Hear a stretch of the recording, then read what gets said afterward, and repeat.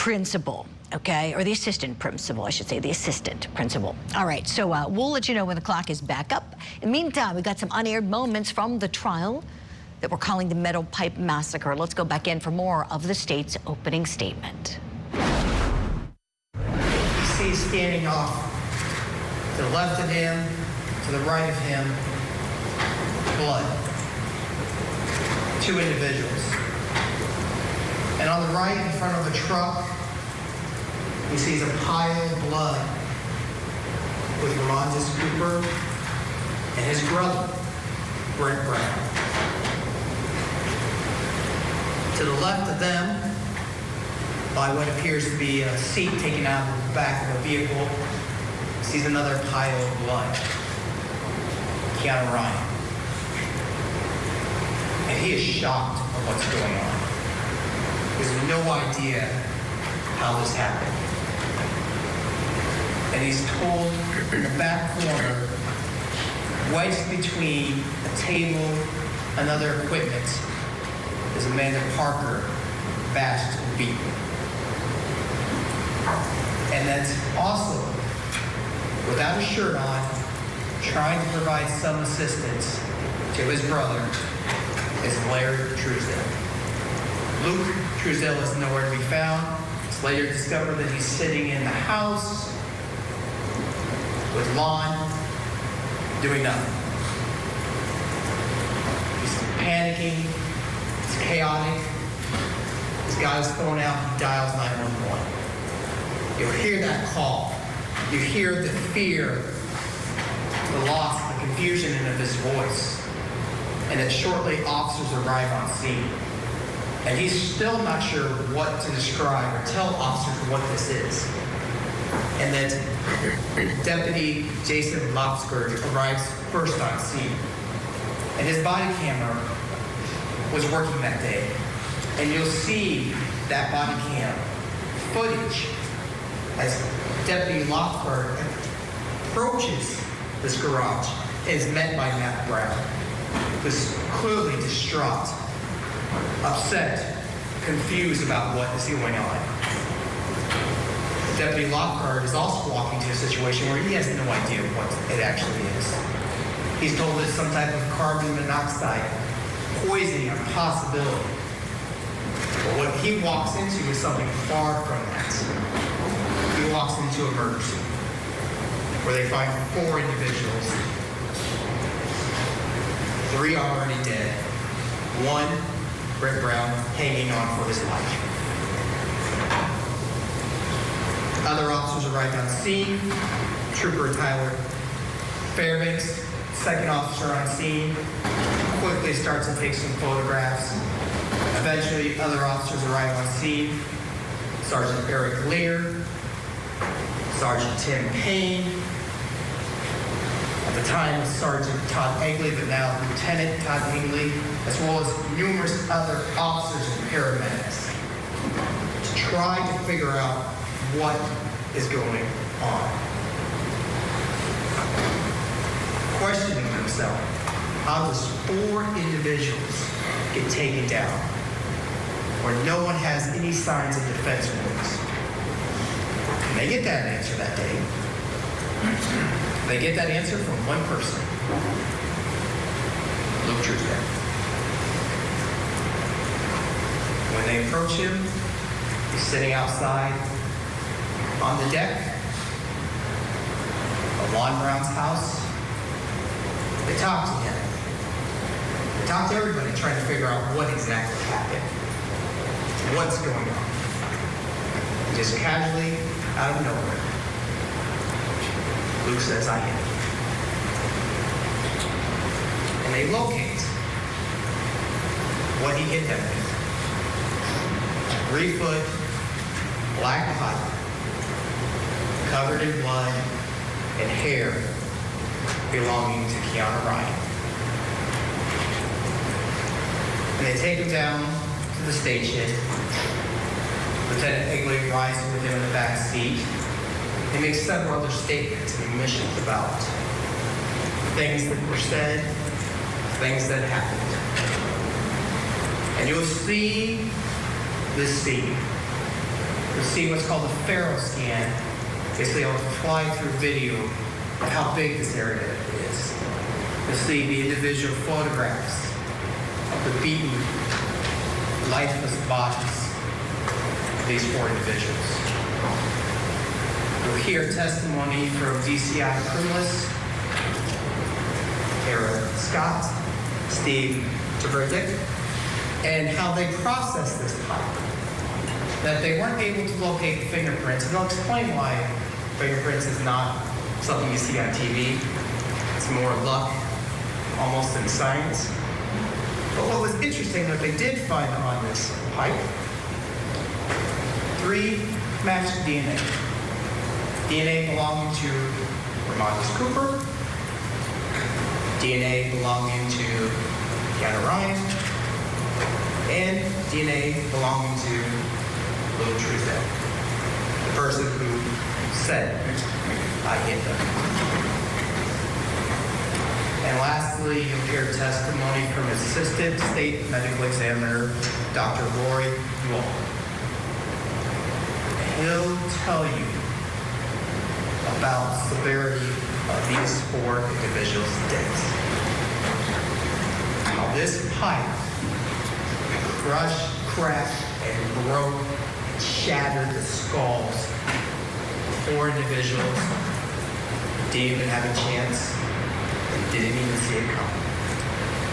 You're going to see some very gruesome photographs because unfortunately, these injuries were so severe that they bashed the skulls and bloodied and bruised their brains. And all 4 of these individuals had parts of that pipe embedded into them. This was a brutal murder. Not just once, not just twice or 3 times, but 4 brutal, bashing, smashing murder. Once all the evidence is presented, at the end of this case, my co-counsel, colleague, Ms. Slaughter is going to come up here and explain to you how every single one of those elements of the charges that's been presented in this case has been proven to you. And on behalf of us, she will ask you to return verdicts of guilty on all 4 counts of murder in the first degree. Thank you. Thank you, Mr. Scheer. Would the defense like to make an opening statement? Yes, sir. All right, we're going to step aside from these opening statements for just a moment, letting you know that the clock is back up on your screen as the jury is deliberating this morning in the trial in Virginia over the shooting of a teacher by a first-grade student. This is a civil case. The assistant principal, I keep wanting to say the principal, but there's a distinction here. The assistant principal is being sued here. The principal and the superintendent, those cases were already dropped by the court. The only one proceeding is the one against the assistant vice principal, Dr. Ebony Parker. The sum of money being sought is $40 million. Whose verdict will this case be? Share with us your verdict predictions on your favorite social media platform. And let's talk about it now with our legal analyst guest this hour. I want to welcome in attorney Lindsay Richards. Lindsay, good morning to you. Nice to see you on this Thursday. Hi, good morning. We want your prediction. So whose verdict do you think it'll be today in this one, and why, please? I will tell you, I have really been struggling with this case because it's just so hard to say, you know, what are the limits of responsibility for someone like this in this position as an assistant principal who's overseeing so many children. And, you know, I'm sure multiple kids have behavioral issues and issues that need to be addressed. And it's just, it's a tragic situation, but it's really hard for me to say, you know, where do we draw the line? And I predict that she will be found, I guess, not liable. I know this is civil and not criminal. Also, $40 million. She's an assistant principal. Where's that money going to come from? I just, the whole thing seems a bit much for me. Honestly, I know that's kind of a hot take, but We're here for it. We're here for it, Lindsay Richards. Yeah, keep going. So tell me, thinking ahead to the criminal case too. I mean, this defendant in the civil case, Dr. Ebony Parker, is going to have to face criminal charges coming up as well. So this isn't going to be over for her. Your thoughts on the different standards? Let's kind of talk about that. So in civil court, as you know, it's the preponderance of the evidence standard. You think of the scales of justice, it's like the very slightest tipping. We're talking 51% to 49% versus criminal court, where you practice, Lindsay, where it's beyond a reasonable doubt, the highest standard that the law allows. So how does the difference in the standards, how does that sort of factor into your prediction of what will happen today, here and now in the civil court of law? I think if there's any chance of any kind of conviction of some kind or finding of like liability, I think it's going to be in the civil case. I don't think there's going to be enough. And again, I mean, I have not seen all the evidence, so I don't know exactly what they're intending to use to prove up their criminal case. But beyond a reasonable doubt in this instance is going to be an incredibly high standard in burden of proof. And I just don't know if they're going to be able to get there on something like this because the connection is just so tenuous. I mean, she's the assistant principal. She's not the teacher, right? I mean, the teacher's the one suing her, but she's not the teacher. She's not in the classroom with this student every day. What is her level of really involvement, her level of understanding of this child and what's really going on with them? Certainly there's some evidence to say that she should have known better or should have, taken some sort of action or was negligent in some regard. I just feel like it's a bit of a stretch to hold this person responsible civilly or criminally, but we'll see. I don't know what they're going to have as evidence in a criminal trial. Right.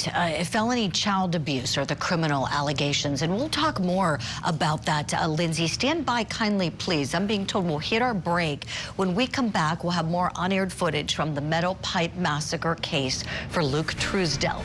And then in our next hour, buckle up your seatbelts, Courtneys. We're going to California for the Butt Lady murder sentencing. That's right. That is the nickname this defendant has been given. We're not giving it to her, but she's long had that nickname because of what she did. She was giving women illegal butt injections. And this case isn't the first time that she's killed somebody doing it. It is stunning. And the sentencing we're going to show you coming up at 10 a.m. Eastern Time. It's probably common for a murdered spouse like my wife was murdered. The trauma it's caused me and my sons, we've had our whole life turned upside down. I'll never have my best friend and wife again.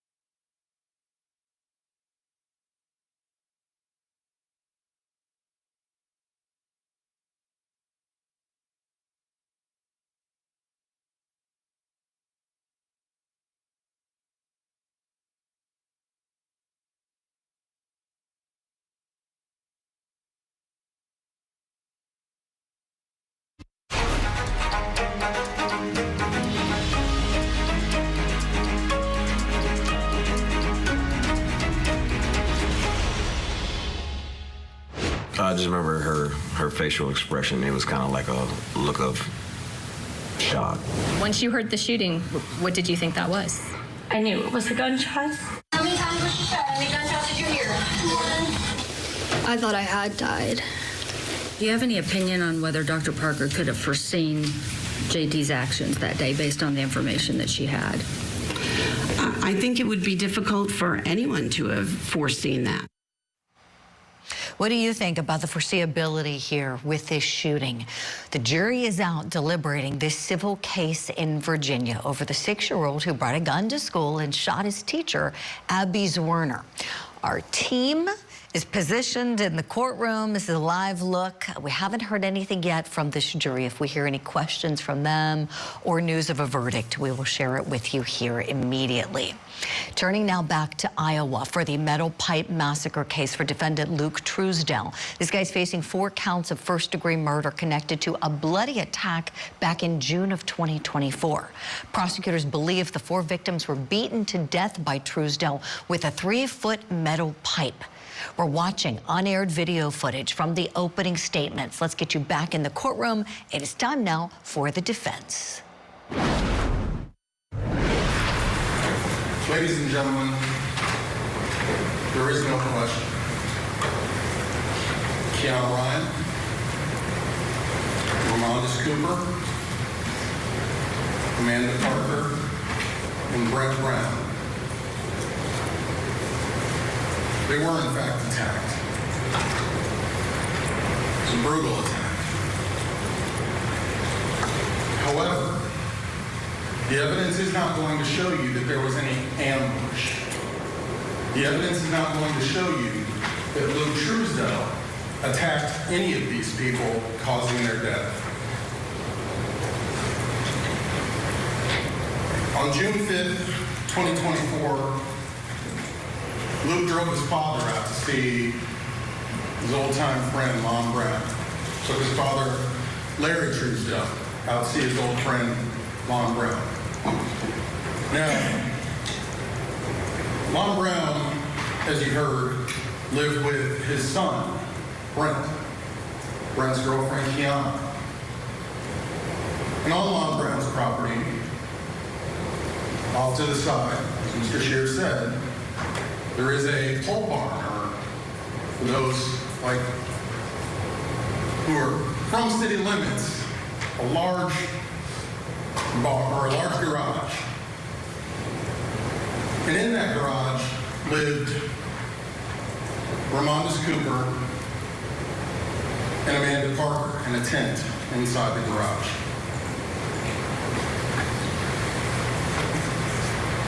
Now, unfortunately, it is inside this garage where these 4 people end up being attacked that day.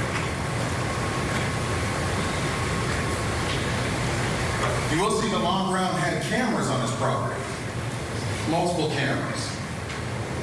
You're going to see different things from those cameras, including you may see Luke and Larry actually arriving on the property that day. You may see Ramondis, or Roe, as they call them, and Amanda arriving that day on Roe's bike, on his motorcycle. And as Mr. Scheer said, you may see Brent and Kiana doing yard work. However, what you will not see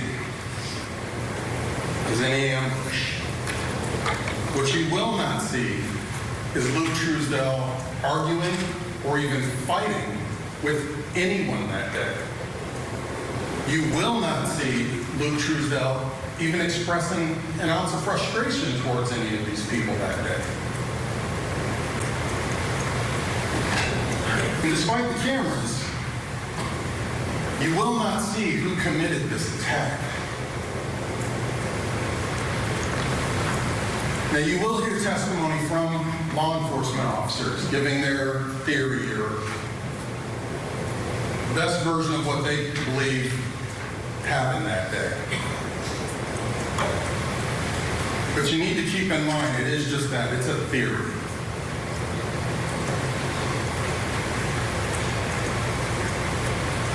One very difficult thing, and I believe that Ms. Slaughter addressed it in jury selection, and Mr. Scheer just addressed it.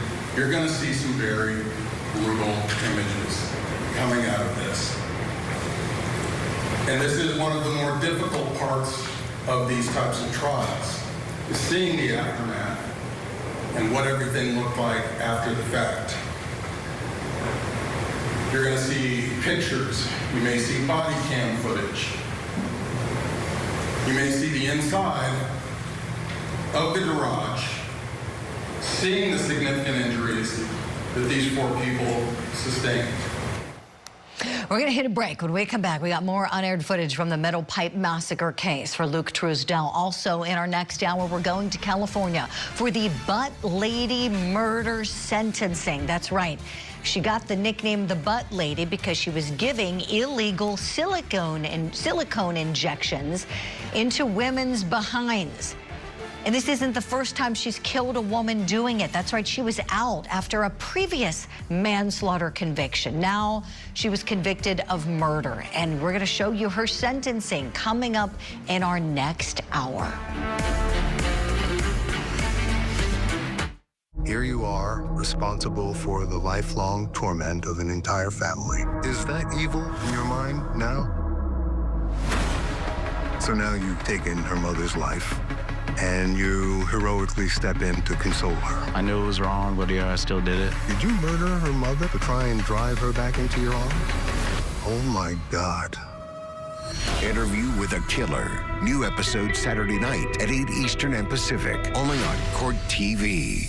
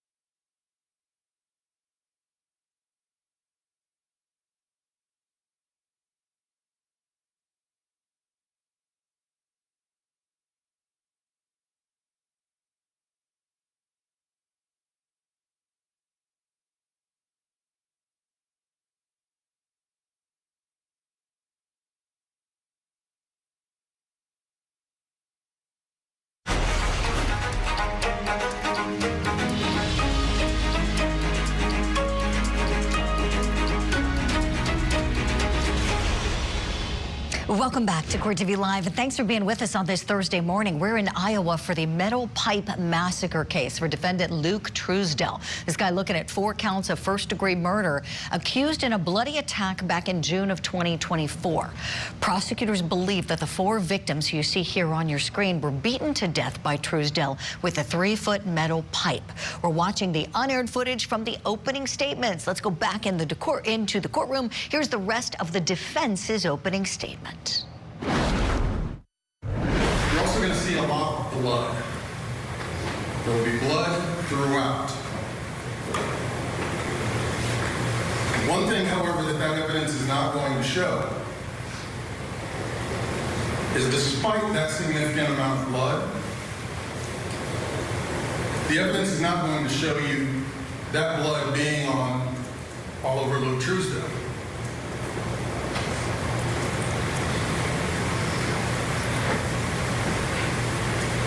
Now, Mr. Scheer brought up a statement made by Mr. Truesdell to law enforcement. A statement saying, "I hit them." He also mentioned that Luke Truesdell goes on to make other statements in the backseat of the patrol vehicle. It's going to be up to you to listen to those statements and make a determination as to whether or not those statements even make any sense or if they're at all credible. That's going to be part of what you're going to be doing.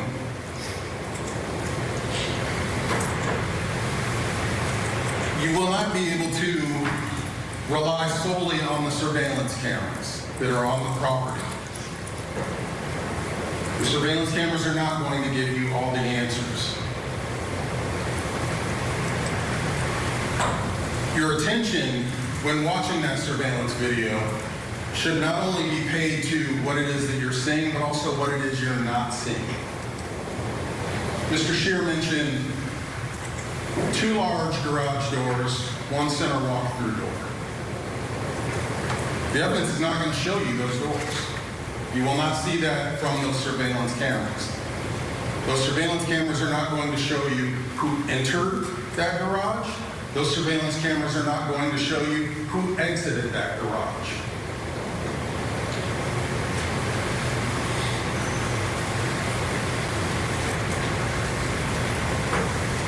After you receive the evidence and you all retire to the jury room to discuss this case,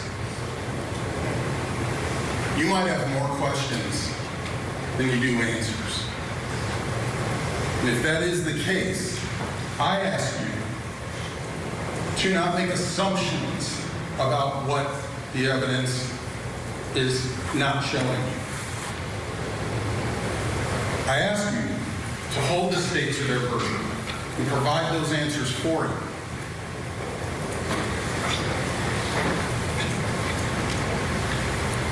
And if at the end of this trial, you don't feel that those answers have been provided, you're not firmly convinced, then we do ask that you find a verdict of not guilty on all 4 counts. All right, so those are the opening statements. What are your impressions of the stories that both sides are telling here? You're going to see more of this testimony today coming up on Court TV Live. Right now, though, we're in Virginia on that verdict watch for the civil trial for the teacher who was shot by her 6-year-old student. Jury's out now, 2 hours, 36 minutes and counting. Plaintiff Abigail Zwerner, the former 1st grade teacher, suing the assistant vice principal, Dr. Ebony Parker, for $40 million. Plaintiff alleging that Parker was grossly negligent in failing to act after being warned several times that the student had a gun. The jury got to hear the final arguments from the plaintiff and from the defense. They're going to try and argue to you is who could have seen that a 6-year-old would pull out a gun from his pocket, point it at a teacher, and shoot? That's not the question. Each had a piece of the puzzle. But you know who had the entire puzzle? Dr. Parker. Dr. Parker. And this is what we talked about. That a bullet pierced through her hand into her rib, through her lung.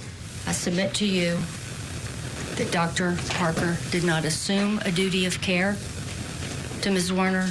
She did not breach a duty of care, and that she was not grossly negligent. And it stops there. That until that day was unprecedented, it was unthinkable, and it was unforeseeable.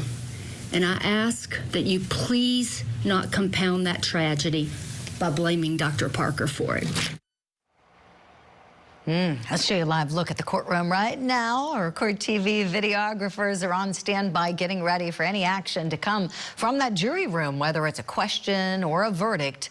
We are on standby. So let's talk a little bit about the evidence that this jury has had to weigh and the warning signs that were present with this 6-year-old child. Let's bring in our attorney guest. She's a criminal defense attorney, former prosecutor as well. Lindsay Richards on the show with me.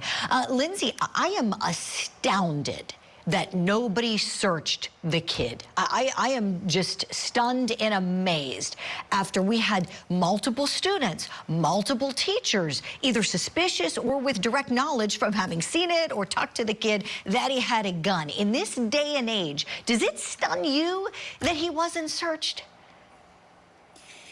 It does shock me that he wasn't searched when there were alarm bells going off that he likely or might have had a gun. So that is shocking that no one searched him. However, it's such a difficult thing for these teachers and principals to know what these boundaries are. It's kind of, they are often in this position of damned if you do, damned if you don't, because you know, if she had searched him and there wasn't a weapon on him, and then there's this huge complaint of searching this young child for weapons, and, you know, that could have lent itself to other issues. I don't know if it is still negligent on anyone's part, legally speaking, to say that, you know, by not searching him, put this teacher in a position of being shot. I still just feel like that is a bit of a stretch. But yes, I mean, you are correct. If there are alarm bells going off and there is some sort of suspicion that this child could have a gun, certainly we need to be searching in this day and age where there are so many school shootings and horrific incidents of violence in schools. Yes, you are correct. Lindsay, thank you. Yeah, I don't know what people are afraid of. Like, are people afraid of violating his rights to privacy? He is 6 and in a school building and has no right to carry a concealed weapon. Come on now. Oh, don't even get me started. It's a good thing we're out of time because I just would really be popping off about this one. It is, thank God that teacher survived. Lindsay Richards, it's always great to have you on this program. Thank you so much for weighing in on it. We'll see what this jury does as the clock keeps ticking in Virginia in the case of Zwerner versus Parker. My friends, buckle your seatbelts. Sentencing we're about to go to next is wild. A defendant given the nickname the Butt Lady because she was doing illegal silicone butt injections is sentenced for murder. We're going to do analysis for you and a deep dive, and we even have a plastic surgeon expert coming on too. Don't go away.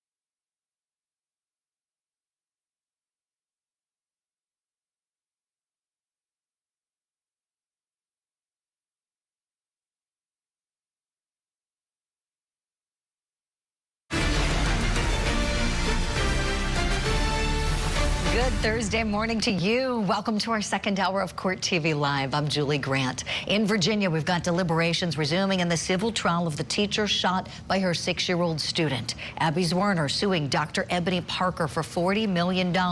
We're monitoring the courtroom for you. We'll let you know when there's a verdict. In the meantime, we're heading to California, my friends, to the Butt Lady murder sentencing for defendant Libby Adame. This defendant was sentenced to 15 years to life in prison for the death of Hollywood actress Cindiana Santangelo.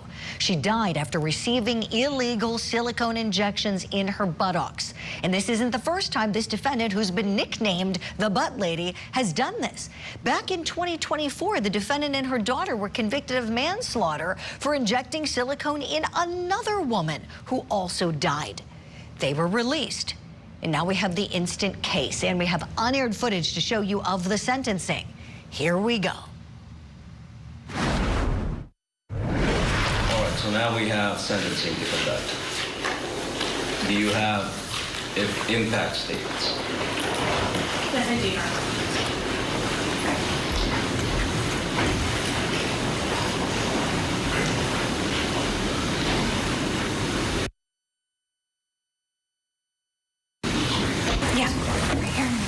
So who do you have there, please? So first I have Frank Santangelo. He will be followed by Dante Santangelo. All right, go ahead, sir. Good morning, Your Honor.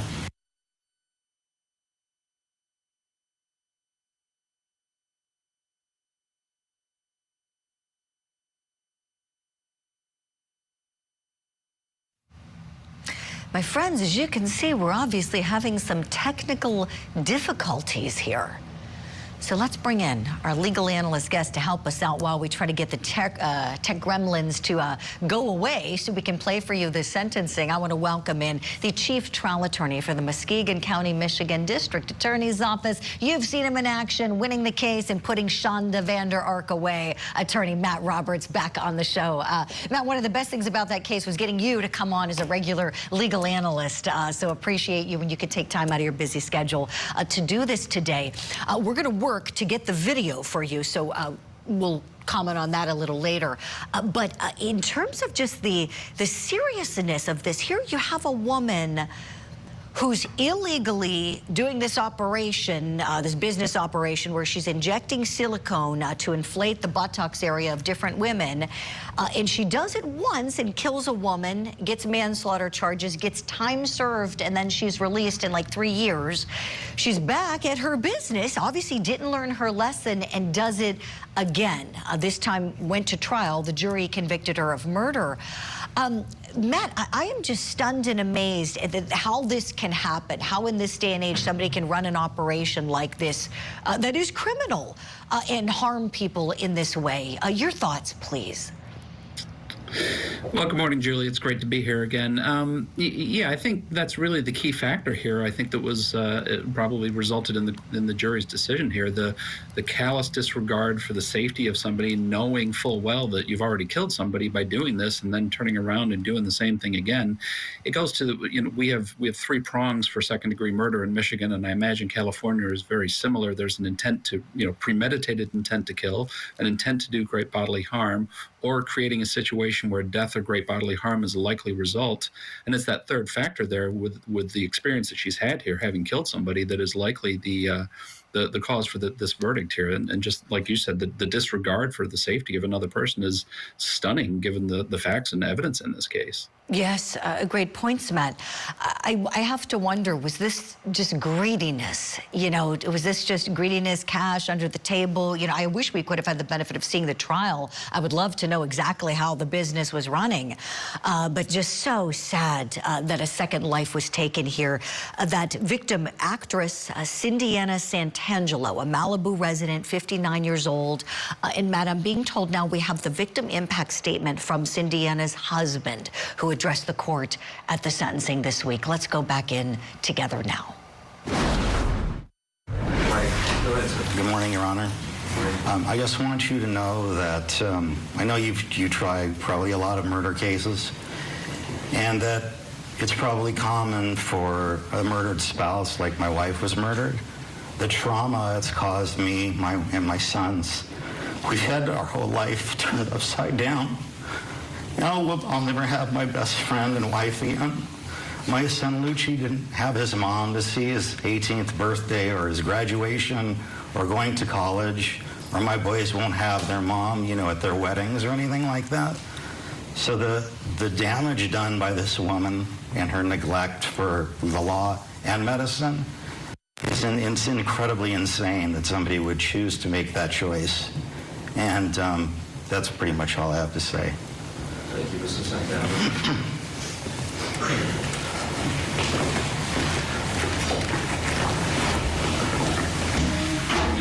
My name is Dante Sanangelo. I just want to say something quick that, I wasn't really home. I was in Thailand, so I didn't get to see my mom. We were on the phone for about an hour before I took off on a flight, a 16-hour flight.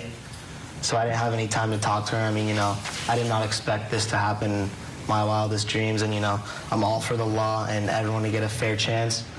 But I just don't think someone that has no regard for human life or anything like that should be allowed back on the street, because clearly this is something that's happened multiple times. And yeah, I just want to say thank you. All right, thank you. Anyone else? Anyone else? No, Your Honor. Do you wish to argue sentencing either of you? I would like to make a statement. I did not file a sentencing memorandum because the sentence on this case is incredibly simple. As the court is aware, under Penal Code Section 190, it's 15 to life in state prison. I would ask the court to reserve jurisdiction regarding restitution, and I do have information about custody credit. But I just want to say that at the outset, it was conveyed to me that the sentence was outrageous. And I believe that the evidence has shown that defendant Adame has earned this conviction. She has earned this sentence through her own actions. She has repeatedly refused to accept responsibility or show any remorse for the loss of human life. On April 18, 2024, I stood in front of Judge Lamelli and I read victim impact statements from Carissa Rajpal's mother, Eureka. And she said, "Your deed has shattered our family's peace into a million shards. I need you to understand the weight of your reckless deed so that you will never repeat anything, even remotely like this, ever again, please." Emil Cohen also provided a statement that I read to Judge Lamelli, and he said, Oh, this is very sad. Doesn't your heart just break for Cindiana Santangelo's family? I want to show you her picture as we had to break. She had some small parts on some big shows. She had a part on Married with Children, ER, CSI Miami. There she is with actor Ed O'Neill there from Married with Children. And she also was in a music video, in Young MC's music video for the song Bust a Move. So she was a working actress in Hollywood that had various roles. She also did modeling in addition to acting work. Very, very sad how she was killed under these circumstances after the silicone injections done by the defendant led to a fatal embolism. And we'll talk more about what that medically means and whether this woman should even have been able to get her hands on silicone and inject it into a patient. Coming up when plastic surgeon Dr. Craig Ozer joins us live on the show at 10:30. So remembering Cindiana Santangelo, the victim in this case, as we hit our first break. We'll take you back in the sentencing after this. It's probably common for a murdered spouse, like my wife was murdered, the trauma it's caused me and my sons. We've had our whole life turned upside down. I'll never have my best friend and wife again.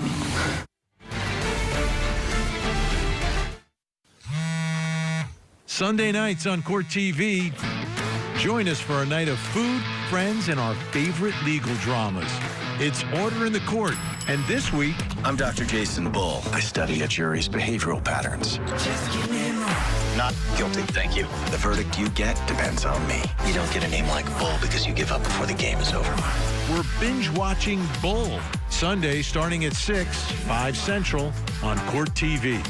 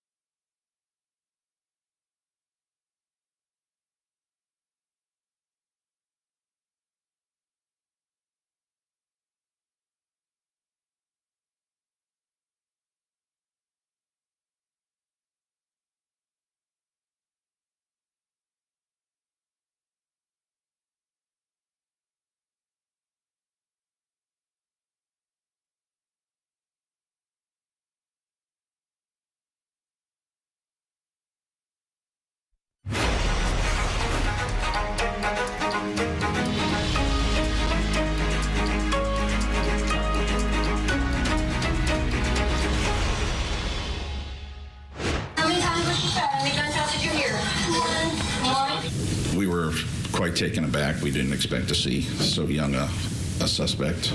Abby's hand is never going to be a normal hand. It's not going to be like her other side, but we've got it pretty darn close. Do you see that same light, that same color in Abby that you used to see? No. We're on a verdict to watch in this trial in Virginia. This is a civil case of the teacher shot by her 6-year-old student. A live look at the courtroom for you right now. No movement just yet, but as you can see, our Court TV cameras are all ready, and we just hit the 3-hour mark of deliberations. If there's any question coming from that jury room, you're going to hear about it first here on Court TV. Right now, let's turn back to California. We've got a stunning case we're covering. A defendant who was given the nickname the Butt Lady, sentenced for murder. Why? Because she was doing illegal silicone injections in different clients' buttocks areas. And she had killed a woman some years ago, convicted of manslaughter, got time served, was released, and then she picks up another homicide case. This time she killed actress Cindiana Santangelo, 59-year-old working actress in Hollywood, who died from a fatal embolism connected to those unlawful silicone injections in her buttocks. Her sentencing underway this week. We heard from her husband and one of her sons. Let's go back in together now. Cleaned up evidence, not to protect Chris's dignity, but to protect yourself. These actions speak volumes. They speak of selfishness, cowardice, and a fundamental disregard for human life. The people of Los Angeles deserve protection from such individuals who operate in the shadows, preying on trust and exploiting vulnerability. A short time later, Judge Lamelli pronounced sentence. He sentenced the defendant, and again, he told her, if you continue to engage in this conduct, you are on notice of the dangers. If this happens again, you could be charged with murder. 341 days later, she does it again.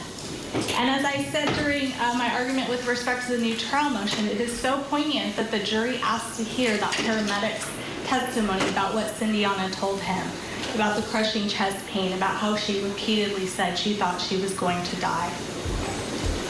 At best, Adami's behavior that day was deceptive and selfish. At worst, it was utterly depraved.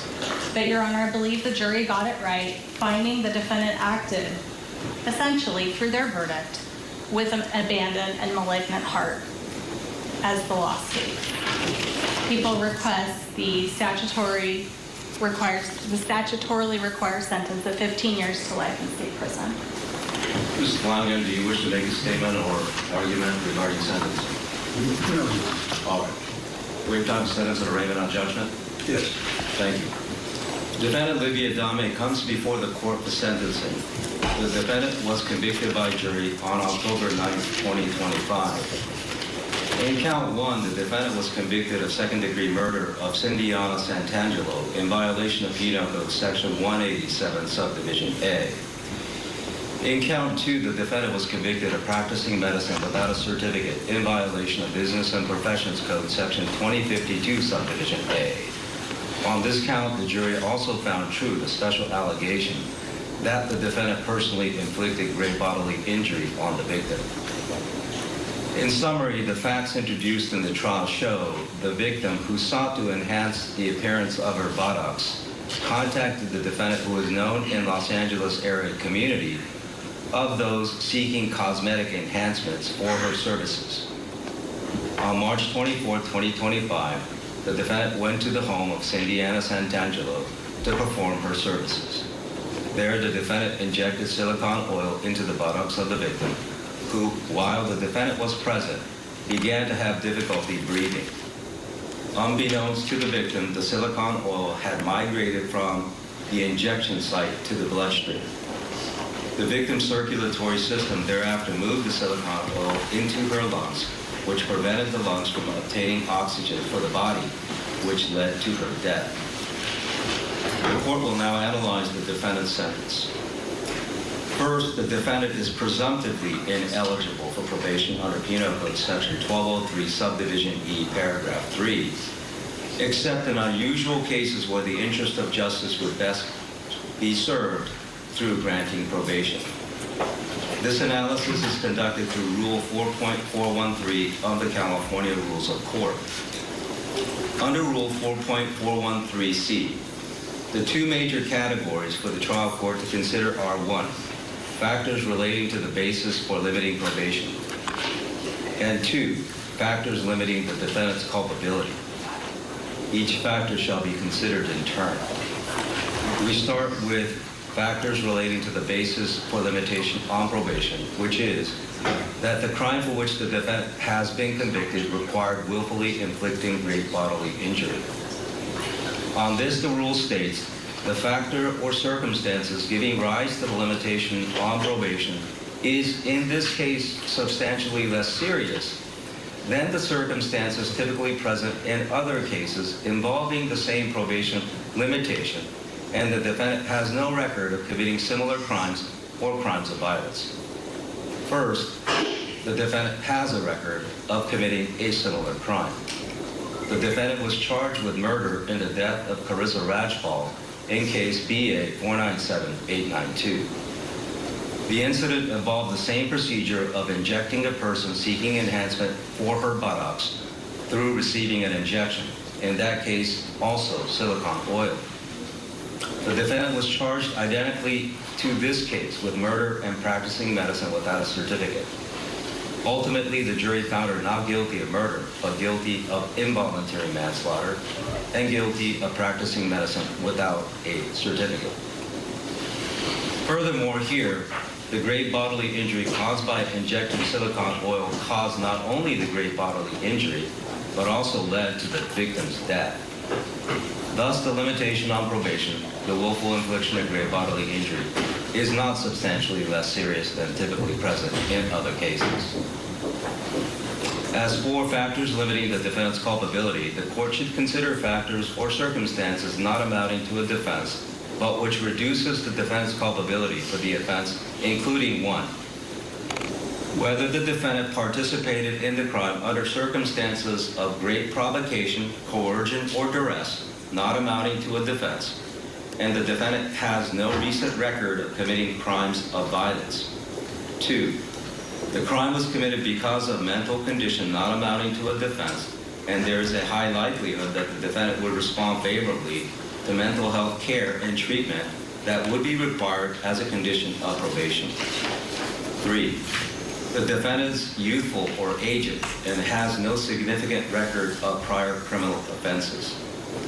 On the circumstances of the murder itself, the defendant, while still on probation for the involuntary manslaughter conviction, again engaged in the business of providing injections for cosmetic purposes. There is no evidence of provocation, duress, or coercion not amounting to a defense. On the factor regarding mental conditions, the court is unaware of any mental conditions not amounting to a defense from the defendant. As for the age, at the time the crime was committed, the defendant was 54 years old.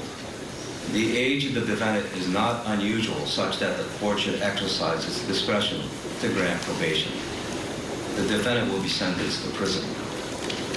The prescribed punishment for second-degree murder is a life sentence with a minimum term of 15 years. Therefore, on count 1, the defendant is sentenced to a life term with a minimum term of 15 years. On count 2, the court will impose the middle term of 2 years, adding the 3 years for the GBI enhancement. This sentence is stayed pursuant to Penal Code Section 654. The stay to become permanent upon the completion of sentence on count 1. Mr. Flanagan, what are your client's actual credits? She was taken into custody on May 2nd. Your Honor, she was arrested on May 12, 2025. May 12th. Including today, that's 170 days actual. I'm sorry, 178 days actual. The defendant is awarded 178 days actual. Regarding victim restitution, Mr. Flanagan, what is your client's wish? The people are asking that the court reserve jurisdiction on the issue of victim restitution, and so therefore, I need to know whether your client wants to come back or whether she is willing to waive her right to be present and vest you with the authority to make that decision.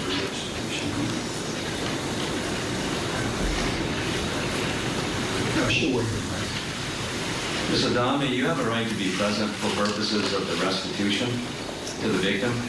So essentially what the law requires both under the California Constitution and under the Penal Code, is that where damage has been done to the victim, then the defendant is required to compensate the victim for that damage. In this case, it most likely will be funeral expenses.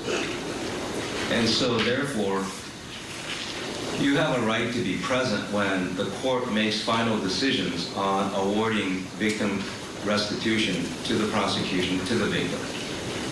Going to pause what the judge is saying right here with this sentencing. At least 15 years this defendant has to do for this crime, up to life imprisonment for her. What do you think about the fairness of that sentence? Is it enough? Let's bring in our legal analyst guest, prosecuting attorney Matt Roberts, on the show. Matt, what are your thoughts on the severity of the sentence? Well, it's difficult to say, obviously, because I'm sure for the victims, it probably feels like that's not justice. But we can't discount the fact that this was not necessarily an act meant to cause the person's death. This was just a callous act, certainly, and there's a disregard for the safety of that individual, certainly based on the history here. So it feels about right. That's obviously set forth by California law, and the judge went through the factors there and found that there was nothing weighing against imposing that minimum sentence. So it feels like it's probably the right sentence. But again, to the victims, it probably doesn't feel like enough. Right. When is it ever enough? Exactly, Matt. Well said. Thank you for that.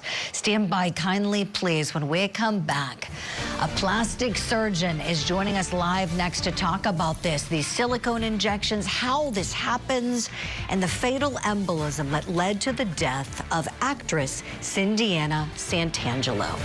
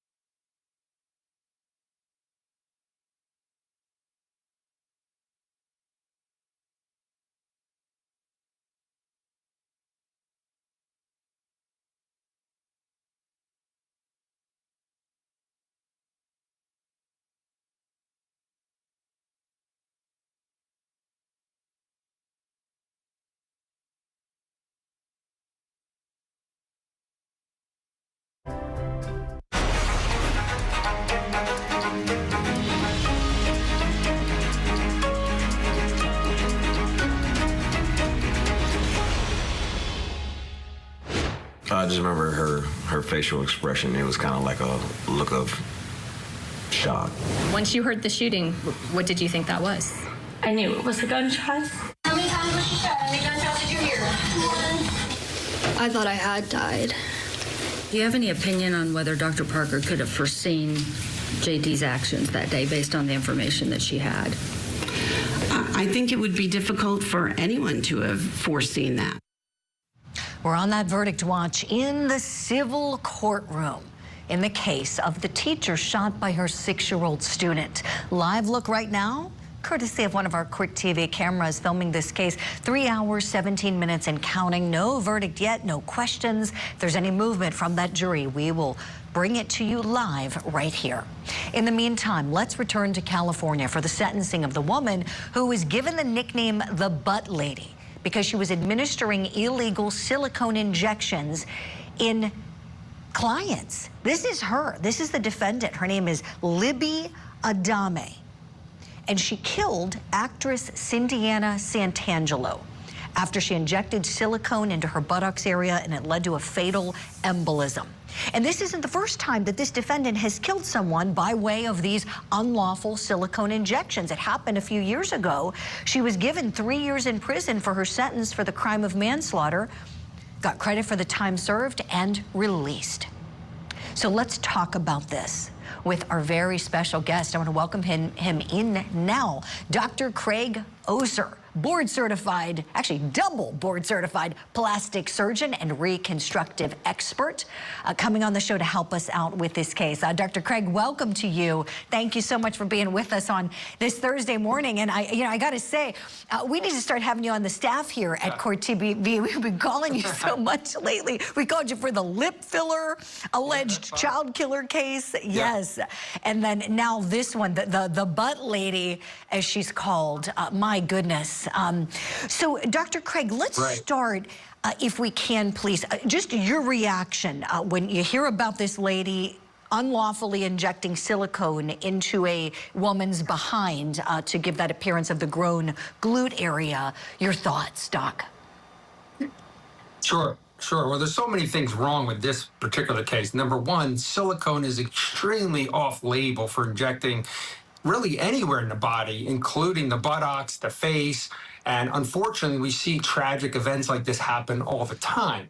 Now, things to keep in mind is, I do these procedures in a sterile environment. We're doing it with anesthesia there, and you have to know the anatomy of the area. So I would never, ever inject silicone in a patient's buttock area. Yes, I do gluteal augmentation. I use the patient's own fat.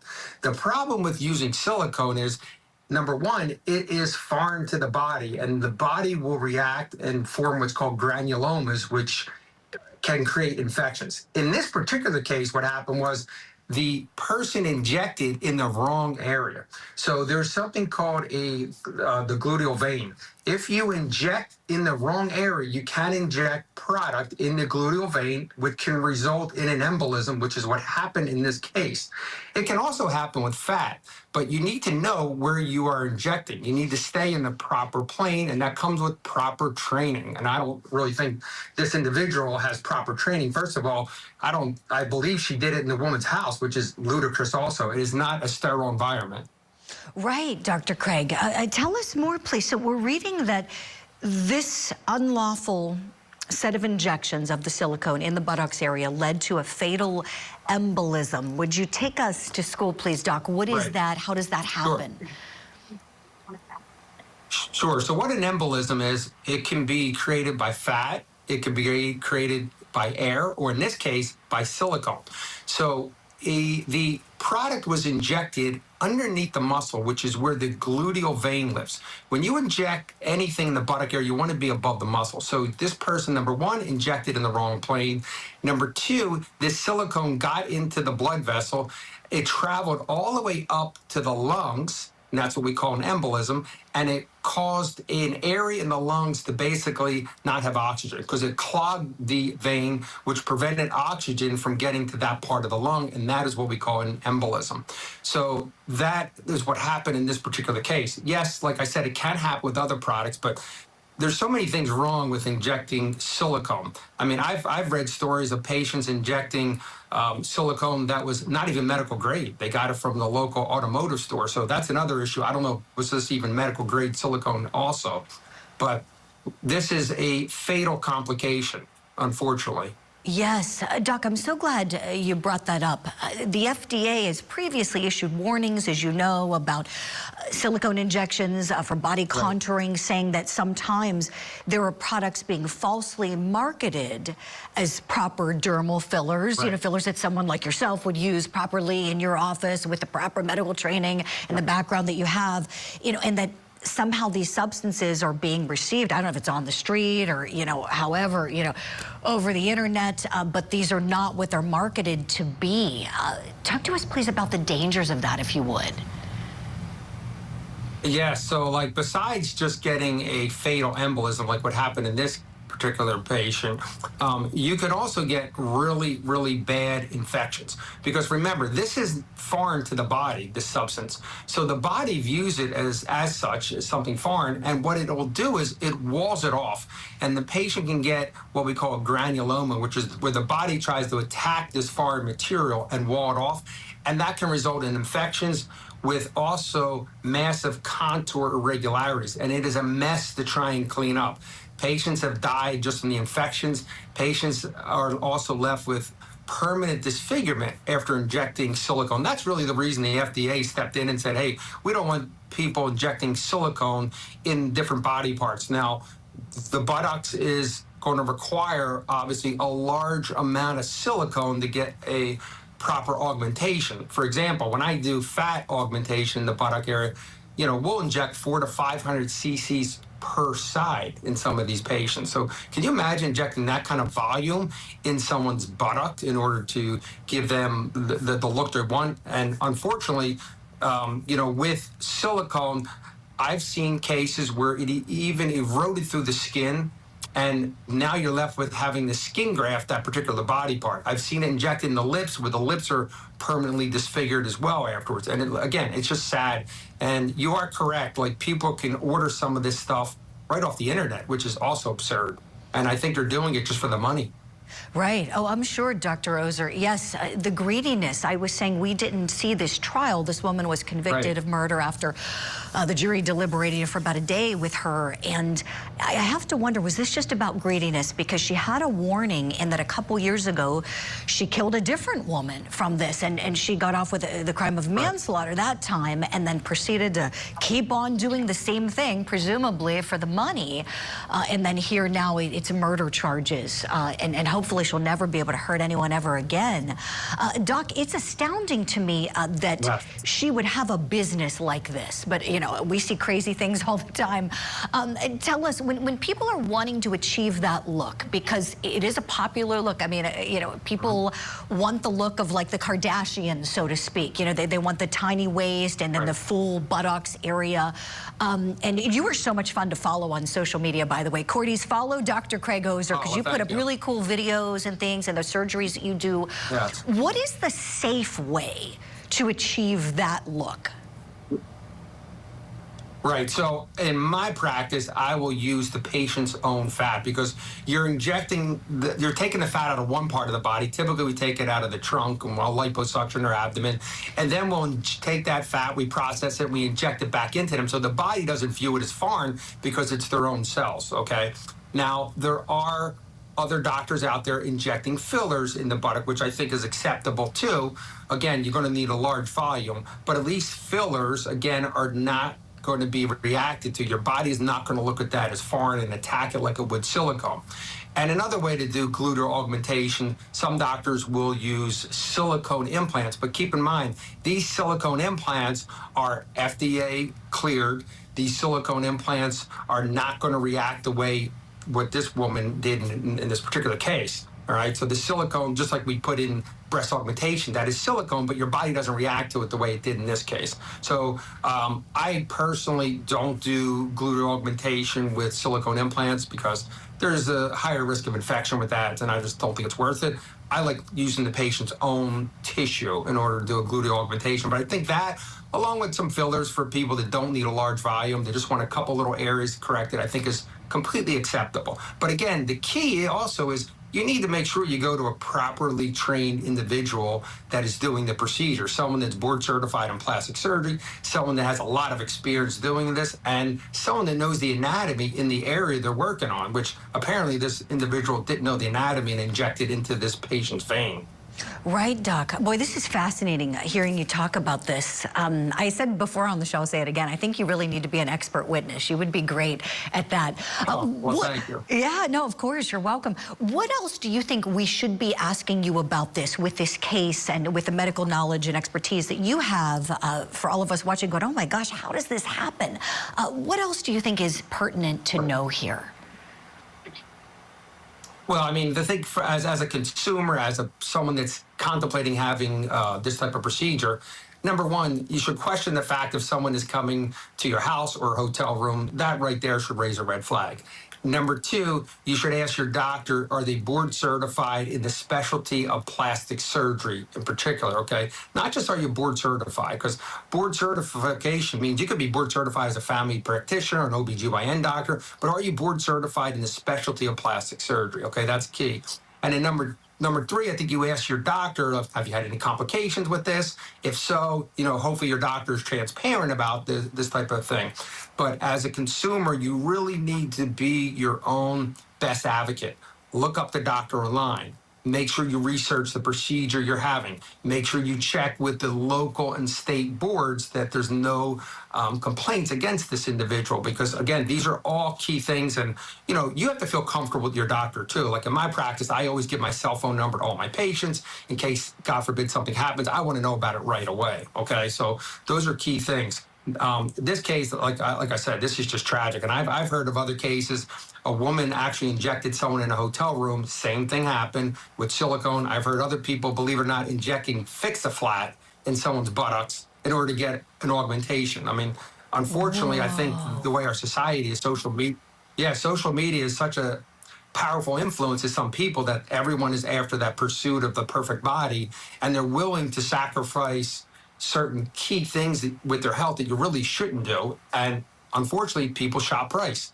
And, price should not be your number one go-to with selecting an individual that's going to be doing a procedure like this on you. Mm-hmm. Oh, you're so right, Dr. Ozer. You're so right. Yeah. I love how you brought it back to advocacy, which is something we talk all about on Court TV Network. As you know, be your own best advocate. As you said, when you're a patient, you really have to take control of your own health. Well, thank you for taking the time to talk with us. doubt. Dr. Craig Ozer, based in Pittsburgh, Pennsylvania. Follow him on social media. Your videos are so much fun and really educational, too.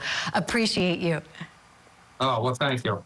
I Take appreciate care, you Doctor. too. Thank you for the opportunity. It's always great to do these things with you guys. Our pleasure. Well, we'll call you soon when the lip filler mom goes to trial soon. That case coming up. Here's what we're going to do. We're going to show you the rest of the butt lady sentencing when we come back here on Court TV Live.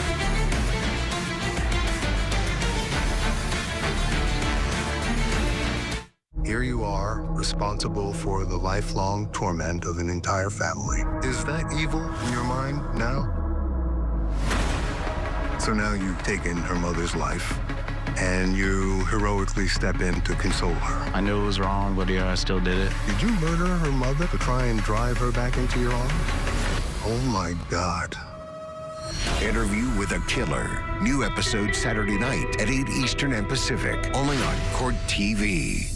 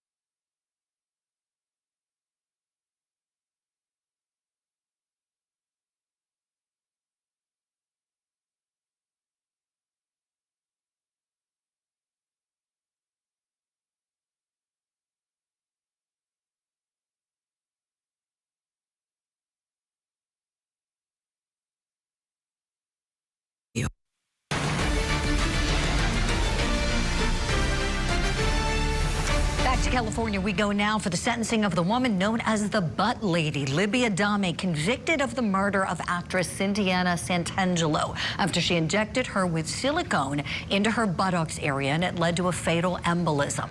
And this isn't the first time Adame has killed someone. She and her daughter were convicted of manslaughter for doing the same thing to another woman some years ago. Let's go back in for more. On the other hand, because I am sentencing you to prison, which means that you will have to be ordered out of prison for purposes of conducting that hearing in your presence. My understanding is you're willing to waive your right to be present and allow your attorney to make that decision for you. Is that correct? Yes. Do you waive your right to be present for the victim restitution pursuant to Penal Code Section 1202.4 Subdivision F? Yes, Your Honor. Counsel Joint? Yes. Thank you. With that said, then, I will impose the actual restitution fine can be up to $10,000. I will not impose that. I anticipate the actual victim restitution will be multiple thousands of dollars, probably anywhere between, I've seen $7,500 to $15,000. I don't know what it's going to be.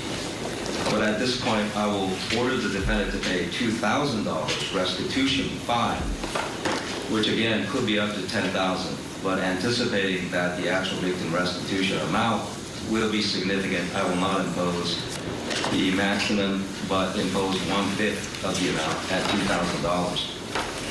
That is a 1202 subdivision, 1202.4 subdivision B restitution fine.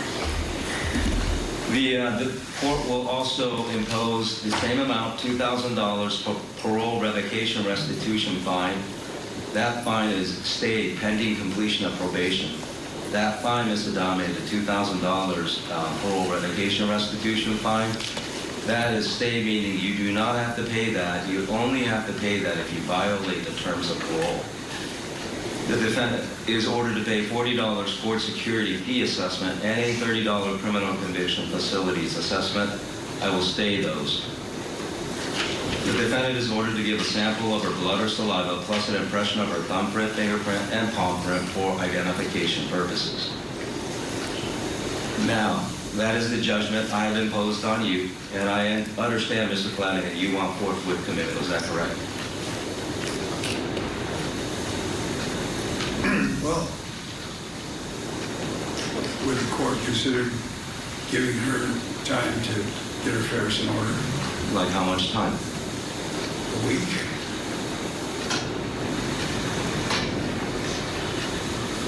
Your Honor, the people object. I think a week is reasonable. It's fine. So it will not be forthwith, but it will trigger in a week. All right. So a couple things, Ms. Adame. First, you have a right to appeal anything that has happened in this trial, including today, the motion for a new trial, and the trial itself, and then anything that may have happened prior to the trial. You have a right to appeal any of it. In this regard, you must file an appeal, notice of appeal with the clerk of this court within 60 days of today's date. Otherwise, you will have to waive your right to appeal. Do you understand? Yes, Your Honor. Secondarily, as it relates to parole, because you have been convicted of murder, parole is for life. So the judgment I've imposed on you has what's called a life tail at the back end, and then a 15-year minimum term on the front end. You must serve the 15 years to become eligible for parole. When you become eligible for parole, you will go before the parole board. They will look at the record of how you have been doing while incarcerated. Based on how you have been doing, they may or may not recommend that you be released on parole. If the parole board makes a recommendation that you be released on parole, it is not automatic. You then go before the governor of the state of California. The governor has the right to veto that. If the governor vetoes the recommendation, you have a right to appeal the governor's veto of your parole rights. So in any event, I have advised you concerning your parole rights. Do you understand? Yes. All right. That takes care of the sentencing and motion for a new trial. Thank you. Thank you, Your Honor.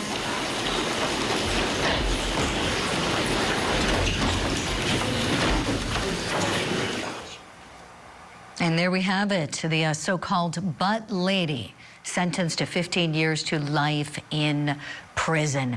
Let's talk about how she's done this before. And sadly, she was out and able to commit this crime a second time.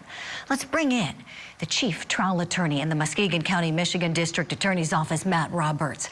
Matt, for the manslaughter crime that she committed a few years ago, she got 3 years, and ultimately she was in jail sitting awaiting that trial. It resulted in a time-served situation, parole forthwith, and she went on about her business to continue with the injections. Do you think perhaps 3 years wasn't severe enough for her? Well, it probably wasn't, but again, all these decisions are viewed through the hindsight, right? And hindsight's always 20/20. So certainly, given what she does go on and do, it does make you think, well, that wasn't enough. But at the time, it probably felt like the right decision to the court, and it's really a reflection of where we are in terms of the justice system right now, with an emphasis on trying to not incarcerate defendants. Depending on where you fall on that spectrum, you might think it's a good thing or a bad thing, but that really is the pressure on judges now, is to look for alternative ways to sentence people without sentencing them to prison. Sometimes not even sentence them to probation or any term of supervision or things like that. So that's a reflection of where we are right now in terms of the criminal justice system, as much as anything, for these types of offenses, even serious ones involving death here in this case. Yeah, excellent points you've made, as per usual. Matt Roberts, thank you so much for everything this morning. Wonderful seeing you. We're going to hit a break. Friends at home, here's what's happening. In our next hour, we're going to continue on that verdict watch in Virginia. Want to look at the clock together. 3 hours, 40 minutes and counting in the case over the shooting of a teacher by a 6-year-old student. This is a civil case. The assistant vice principal is the defendant. We'll let you know if we get any questions or comments from that jury. We thank you for being with us here on Court TV Live this Thursday morning.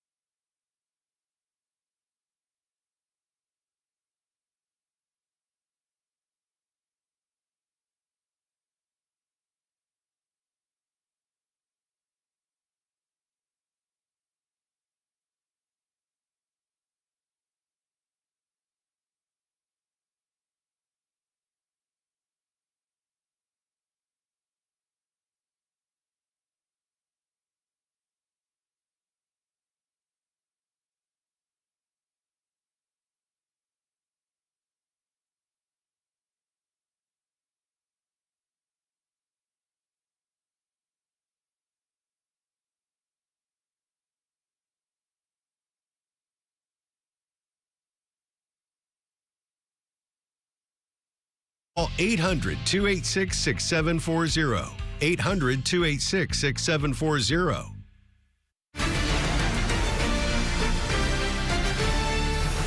Welcome back to Court TV Live. I'm Ted Rollins. Good to be with you. We're tracking several trials today here on Court TV in Virginia. It's day 2 of jury deliberations in the civil trial for a teacher who is suing the former assistant principal for allegedly failing to act when a 6-year-old brought a gun to school. They've been at it a little under 4 hours. We'll monitor that. As soon as there's a question or a verdict, we'll head there. In Tennessee, the state expected to arrest their case in chief today in the trial for a social worker accused of shooting her married pastor boyfriend. And then we could be hearing from the defendant. We'll find out. In Texas, testimony continues for a teen accused of killing and robbing his girlfriend's grandmother. And in Iowa, testimony begins today for a man accused of brutally beating to death 4 people last summer simply because he wanted to, quote, make a movie. Disturbing case indeed out of Iowa. We'll monitor everything there, but we're going to start the hour in Tennessee for the Broke My Heart murder trial for Letitia Daniels. Before we get into court, here is a backgrounder on it. For that, we'll turn to Court TV anchor Julia Janae. Not only have we experienced the death of Brodus Perry to violence. On April 4th, 2019, police respond to a shooting about 30 minutes east of Memphis. Once they arrived, they found Pastor Brodus Perry with several gunshot wounds and his wife Tabitha shot in the left shoulder. The rumors swelling around his murder leave us shocked and shaken. According to the police affidavit, Tabitha let former acquaintance Latasha Daniels into the apartment. Once Perry arrived home, he and Daniels spoke for several minutes. As she was leaving, she pulled out a handgun and began shooting, hitting Perry 5 times and telling him, quote, "You broke my heart." She also shot Tabitha as she was kneeling beside her husband, trying to get him to quit, trying to help him and trying to get the defendant to quit shooting.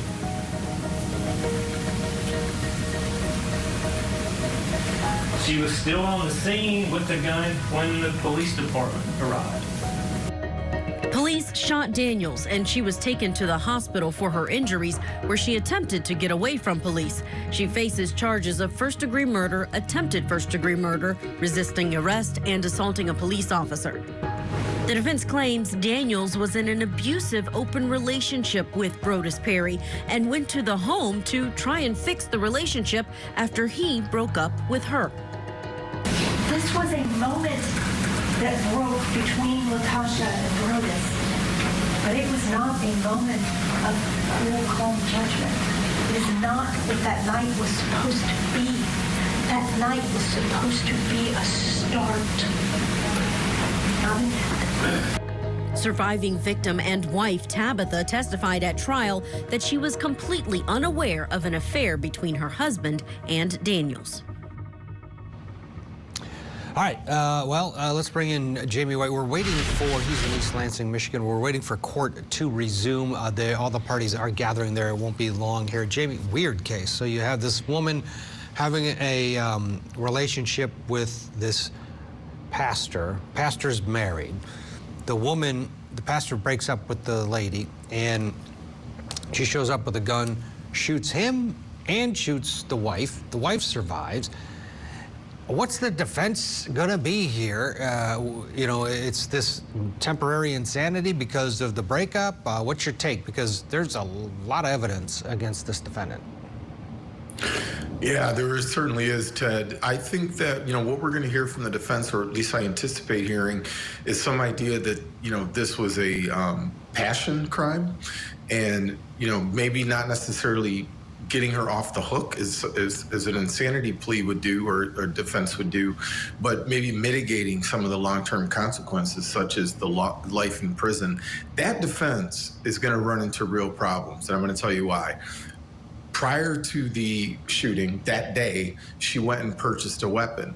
And that is just absolute evidence of premeditation. But I still think that in some level they're going to make an argument in closing or maybe during the course of implication during their case in chief that this was a crime of passion and therefore she is not responsible for what occurred. But to your kind of ultimate point, this is an extraordinary case. And one of the things I find really extraordinary about it that isn't necessarily evidence is that the police did not kill her.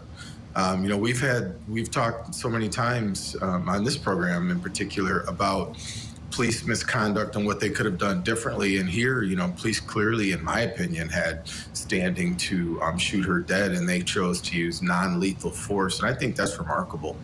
Yeah, it is, considering the situation. The relationship with the pastor, he had what he called ethical, non-monogamous relationships. And this was sort of his way of explaining away that he was able to have a relationship outside of his marriage, but it was somehow ethical. And he has a video where he's kind of going into his phone, and it's for his buddies at his book club to really set the record straight. Here's how it works, fellas. Let's listen to a little bit of that before we go into court as we wait for them to convene. I am at a place now where I want to expand this ethical non-monogamy, and your opinion matters to me because we are in this relationship. But at the same time, like I said from the outset, I want to be respectful, but I also want to let you know that your opinion matters. But at the same time, I don't want you to put me in a box, right? Because while we talk about it in theory, this is now the practice part. And with a Tabby, perfectly fine with, the situation, because how I've handled and been honest and transparent and open with her with regard to this current relationship, me expanding it is not an issue for me. Basically, she told me, we can talk about it when you think it's worth talking about. But the way that you handle this, I'm trying not to trust your judgment because you haven't given me a reason not to. So this clip is him talking about Latasha not being okay with the ethical non-monogamy and you being perfectly on board with it. Was that true? No. Did you believe that Brodus was being open and transparent and honest with you about his relationship with Latasha? What relationship? He wasn't being open with you about his relationship with Latasha, right? That there was a relationship at all. No. He was not transparent about that. Right? There was nothing. To my knowledge, there was no relationship. And you never said because he was so open and honest and transparent with you with his relationship with Latasha that you were okay with him then adding another girlfriend. No. That didn't ever happen. No. For me, our agreements have been simple, right? No exes, nobody from Jacksonville, which is home for us, and nobody in the city that you live in, that currently live in, which means nobody in Memphis. That was the case, of course, in Little Rock outside of Girlfriend, because Girlfriend is in Little Rock. The way that kind of happened is, short version, when she decided to open up the marriage and allow me to be open because it's not her. Girlfriend is a therapist, right? And she didn't go to her for therapy, but she asked her some questions. And based on this therapy session she had with this other lady.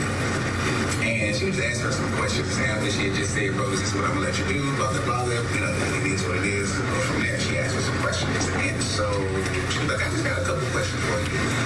And, they would go play tennis together. She was one of the life group leaders. And so we had rapport. We had rapport. And she asked a question and was like, yeah, blase, I'm thinking about this. And what do you think about this? Or what do you think X, Y, and Z could potentially become?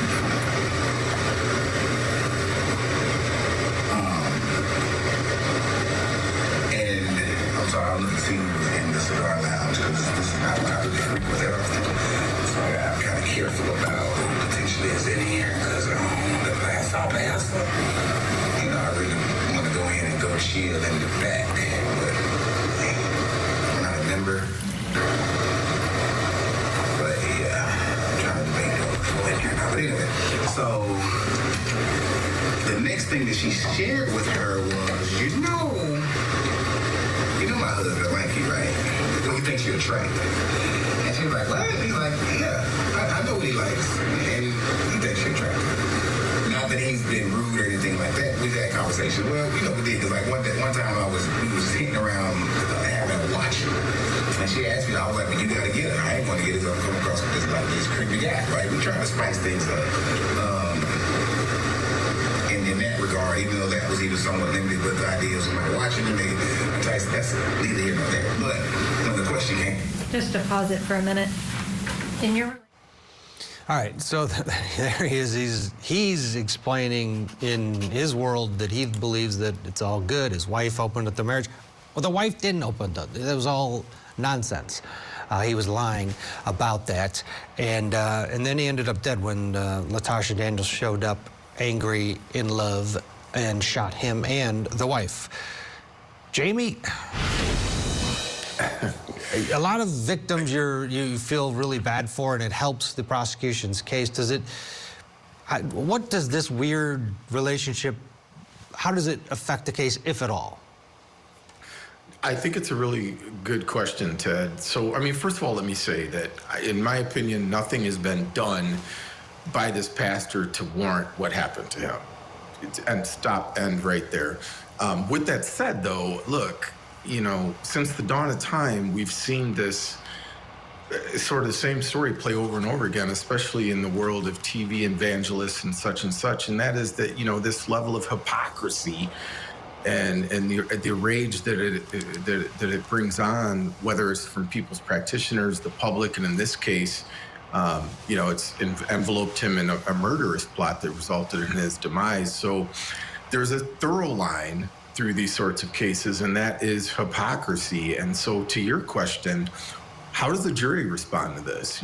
Is it fair that they incorporate this incredible hypocrisy and this lifestyle into evaluating whether or not he was murdered ultimately? And legally, I don't think so, but practically, I think a jury is going to look at this, and it's certainly going to be a factor. Whether it's a extremely relevant factor, time will tell.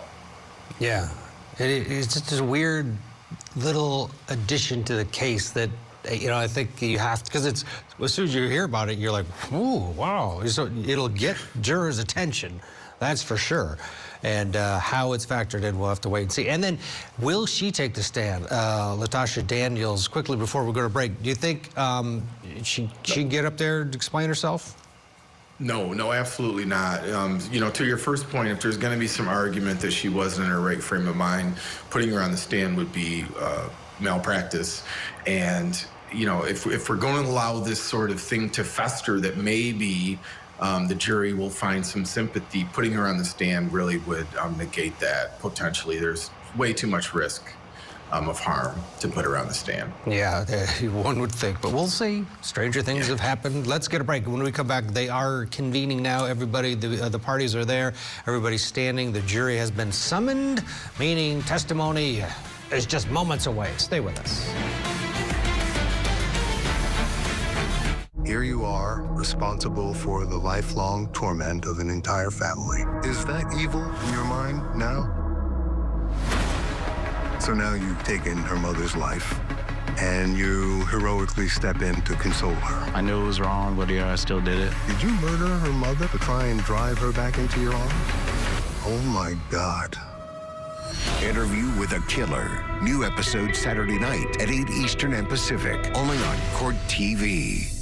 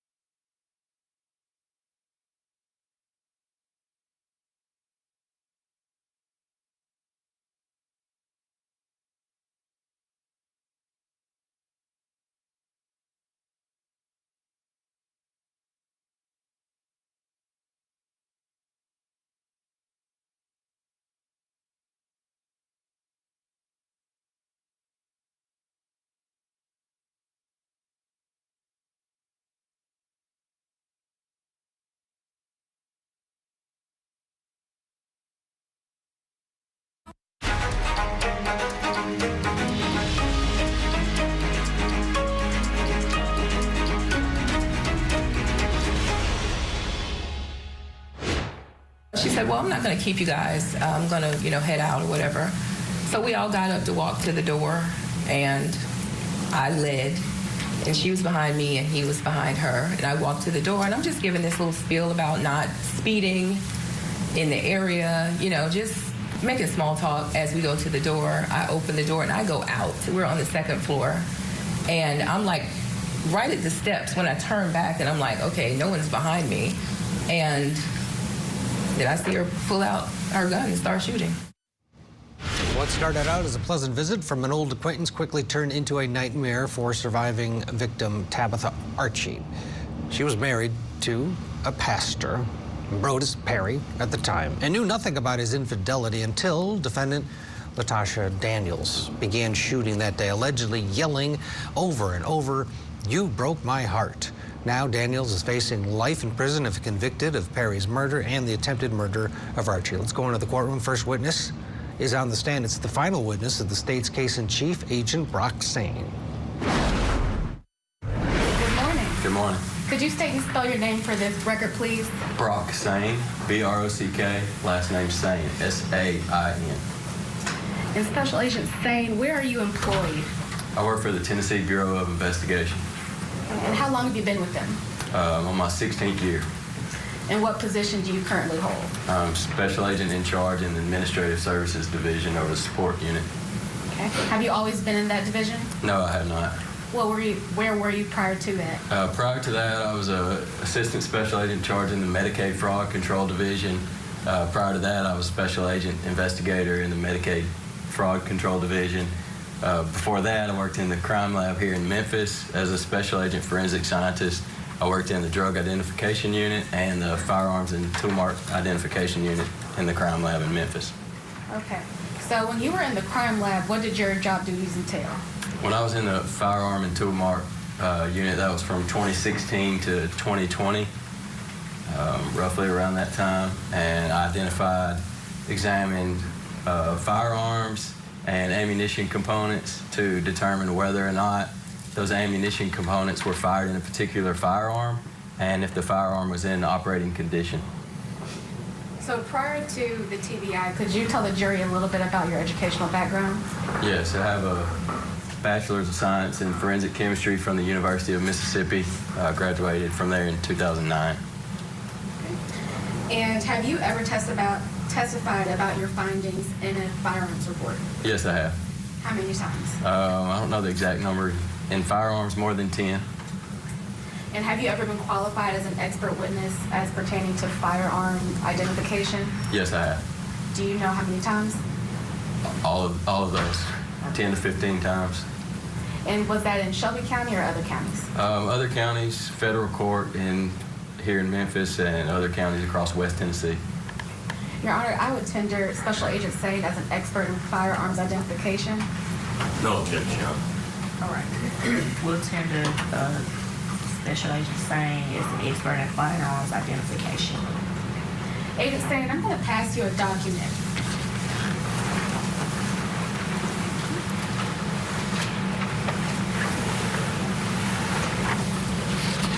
Do you know what that document is that I just passed you? Yes, it's a copy of my lab report for firearms identification on a TBI lab case.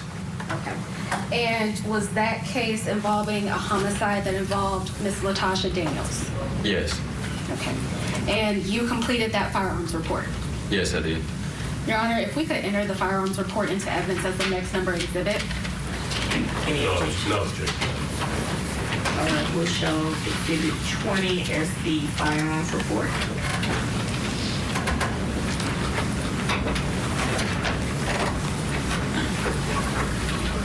Thank you. If you could pass that back. Yes.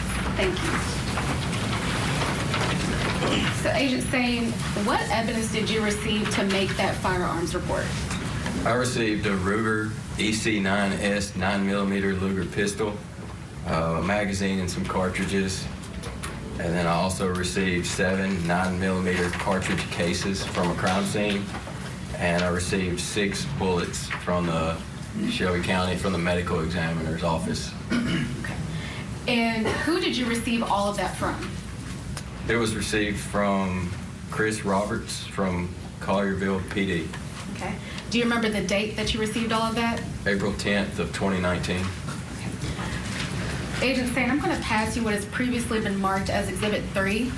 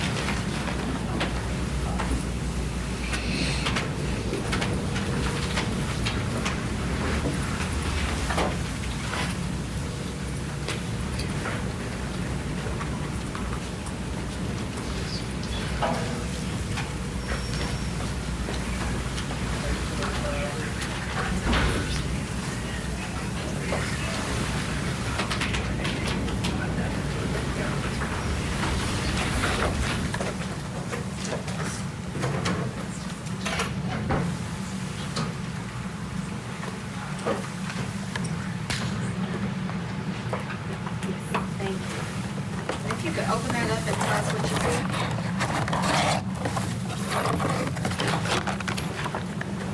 It's a Ruger EC9S 9mm semi-automatic pistol. And is that the same gun that you received from Detective Roberts? Yes, it is. And Agent Stan, I'm going to pass you what has already been previously identified as Exhibit 6.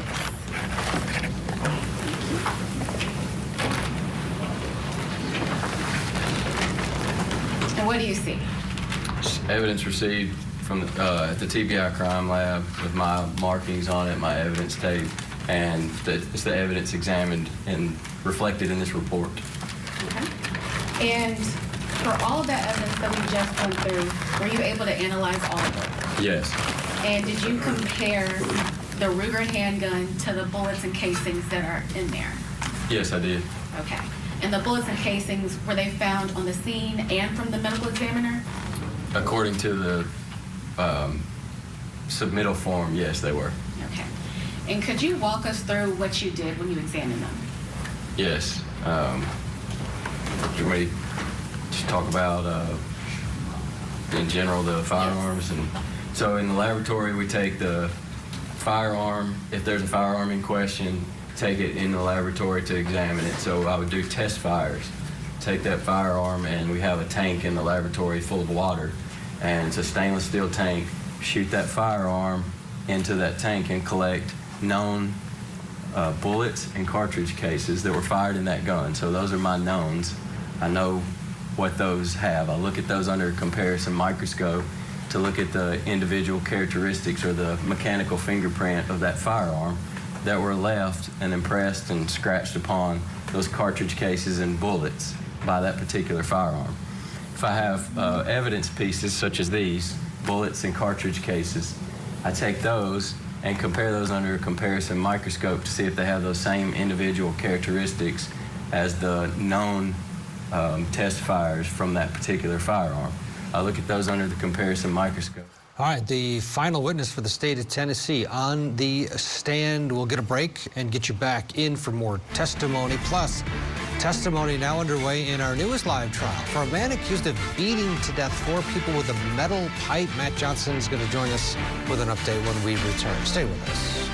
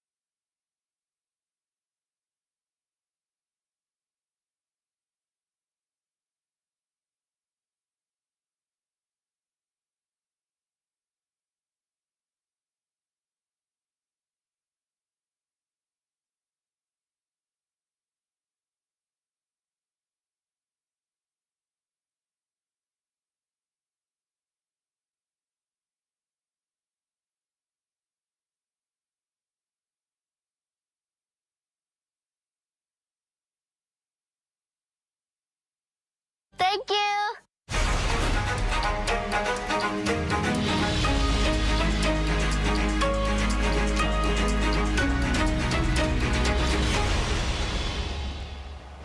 We'll head back to Tennessee in just a moment, but first an update on another live trial out of the state of Iowa. It's the Metal Pipe Massacre trial. This is a scary one. Defendant Luke Tresdale is accused of beating people to death, 4 of them, with a metal pipe last summer, all allegedly to, quote, make a movie. Is this true? Well, let's find out. Matt Johnson's with us. Wow. This is a shocking, bizarre case centered around that man right there and 4 murders. That's right, Ted. So he tells police that he committed the murders to, quote, make a movie. But the jury will never hear that statement that he told to police, allegedly, unless the accused killer takes the stand and he opens the door on cross. Here's the deal. Luke Truesdale is accused of beating 4 people to death with a 3-foot metal pipe back in June of last year, 2024.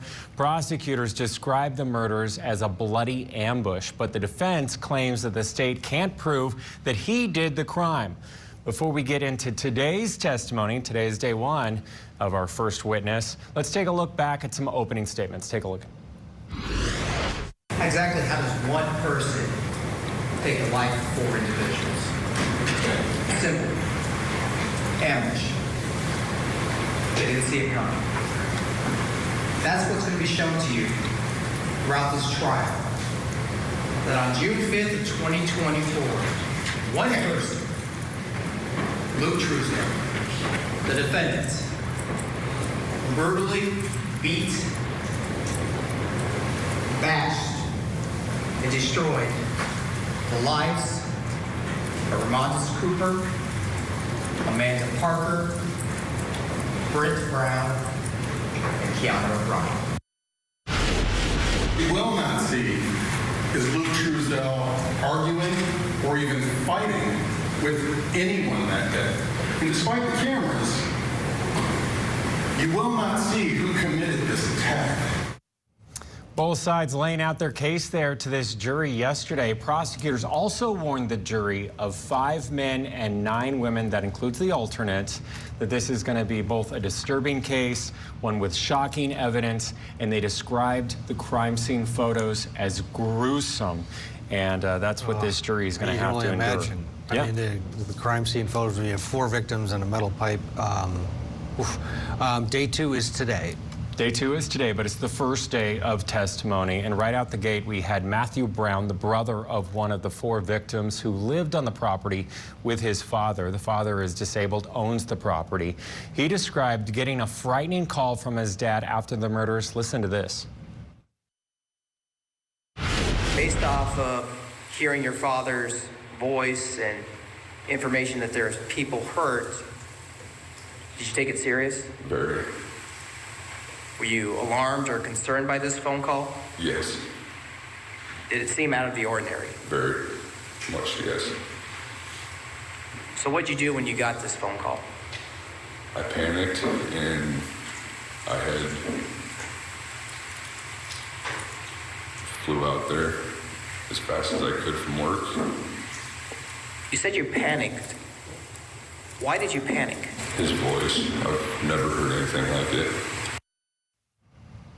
His dad found the victims. His brother is one of them. That first picture right there. Truesdale is charged with 4 counts, first-degree murder in the deaths of, again, Brent Brown, Roe Cooper, Amanda Parker, and Kiana Ryan. He faces up to life in prison without the possibility of parole for each of those victims if he's convicted. Ted, again, right now, the victim's brother, the father, the son of the father who owns this property where this brutal crime took place, he's the first on the stand right now. He's still under direct. Okay, and do you know if we're streaming this one on Court TV Live? I'm not sure. We have a lot of cases that we're following right now. If you're interested in this one in Iowa, go to CourtTV.com. We're likely streaming it. Matt will fill us in throughout the day. Matt, thank you. Let's head back to Tennessee now for the Broke My Heart murder trial. Still on the stand, the state's final witness is this agent, Brock Sane. Let's go back in where we left off. Look at those under the comparison microscope to determine if they were fired from that particular firearm or not. And did you bring anything to demonstrate the test fires to the jury? Yes, I did. May I use it in front of the jury? So, may I step down? Yes. So this is an aid to help you see what I'm talking about. This is a cartridge. So this is what the ammunition is loaded into, that semi-automatic pistol. It's loaded into that firearm. When the firing pin strikes the rear of this, the bullet, there's an immense pressure in the back. It pushes the bullet down the barrel of the firearm. So that bullet travels down the barrel of a firearm. Inside that barrel, there are raised areas, lands and grooves, and it looks like the stripes of a candy cane. So the point of that is to put a spiral, like a football, onto that bullet so it can go towards its intended target. So once that bullet is forced down that barrel, it's scratched by that metal, that hard steel inside that barrel, and the scratches are left upon that bullet. I examine those scratches on that bullet, compare them to my known test fires. I do the same thing with the cartridge case. The pressure of that firing of the bullet down the barrel presses it against the rear part of the firearm, and when it's ejected, there's also other scratches that are left on the cartridge case. So I can look at a cartridge case and compare it to another cartridge case, or a bullet compared to another bullet. And that's how I can identify whether or not they have those same individual characteristics from that firearm that were placed there by the firing of that ammunition down the barrel. Thank you for that. I do have a general question. So is it unusual to have a shell casing but not have a bullet? No, it just depends on the situation. A cartridge case is ejected from a firearm and usually lands a few feet from where that firearm was. A bullet is fired down the barrel of a gun, and it can go until it comes into contact with something or until it runs out of speed or energy. So specifically for this firearms report, what were your results? So the results of this testing was I examined the firearm, and it was in normal operating condition and the safety features functioning. There was a cartridge and a magazine. There were cartridges and a magazine. And then once I test fired that firearm, the test fired cartridge cases and bullets from Exhibit 1A, the firearm, were microscopically examined in conjunction with the cartridge cases in Exhibit 2A. There were 7 cartridge cases and the 6 bullets in Exhibits 2B, 3A, 3B, 3C, 3D, and 3E. And based upon the comparative examination, sufficient agreement of those individual characteristics, all of those ammunition components had been fired in that firearm. Okay. So all the casings or the bullets have been fired from that Ruger? Yes.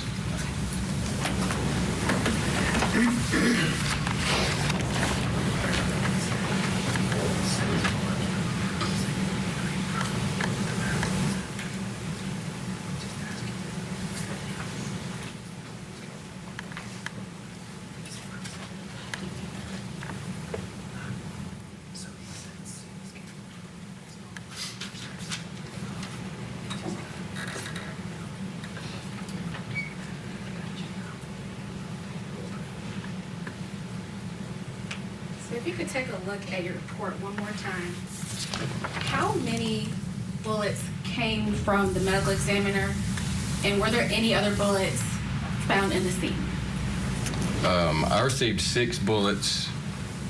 One of those was from the crime scene, and then the rest of those were from the medical examiner. So one of those says it was from the crime scene. No further questions, Your Honor. Thank you. Cross-examination. Yes, Your Honor.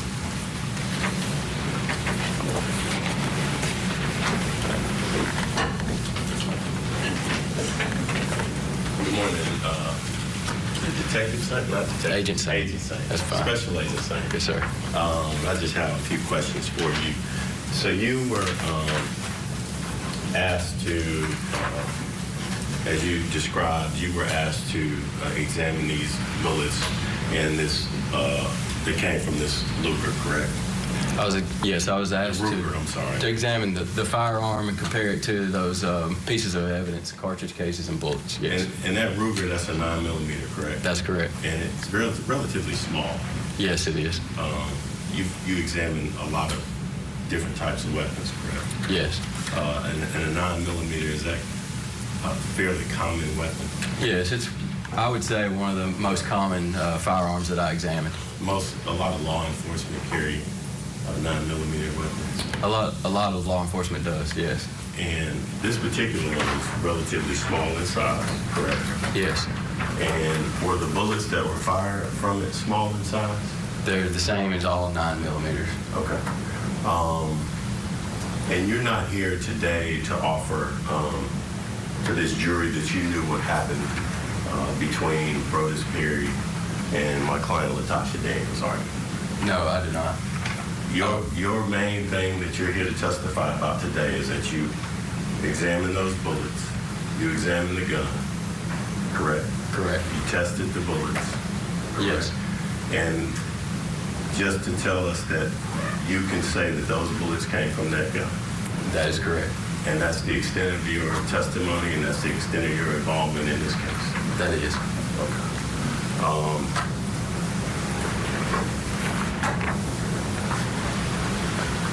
No further questions. We are ready. No further questions, Your Honor. All right, you may step down, sir.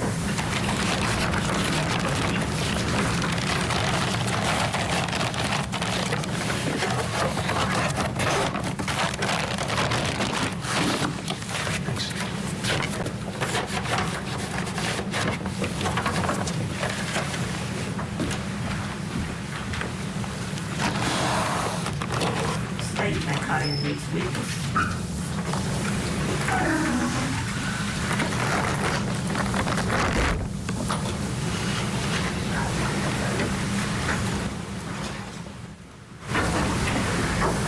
State restaurant. Thank you. All right. Okay, there you have it. The state rests its case in chief. We'll get a break. When we come back, the defense will do the obligatory argument for a judgment of acquittal. And they'll likely lose, but we'll watch and see what happens. And then it'll be the defense case. Will the defendant take the stand? One would think not, but you never know. Stay with us. Sunday nights on Court TV. Join us for a night of food, friends, and our favorite legal dramas. It's Order in the Court. And this week, we're binge watching Bull. Sundays on Court TV.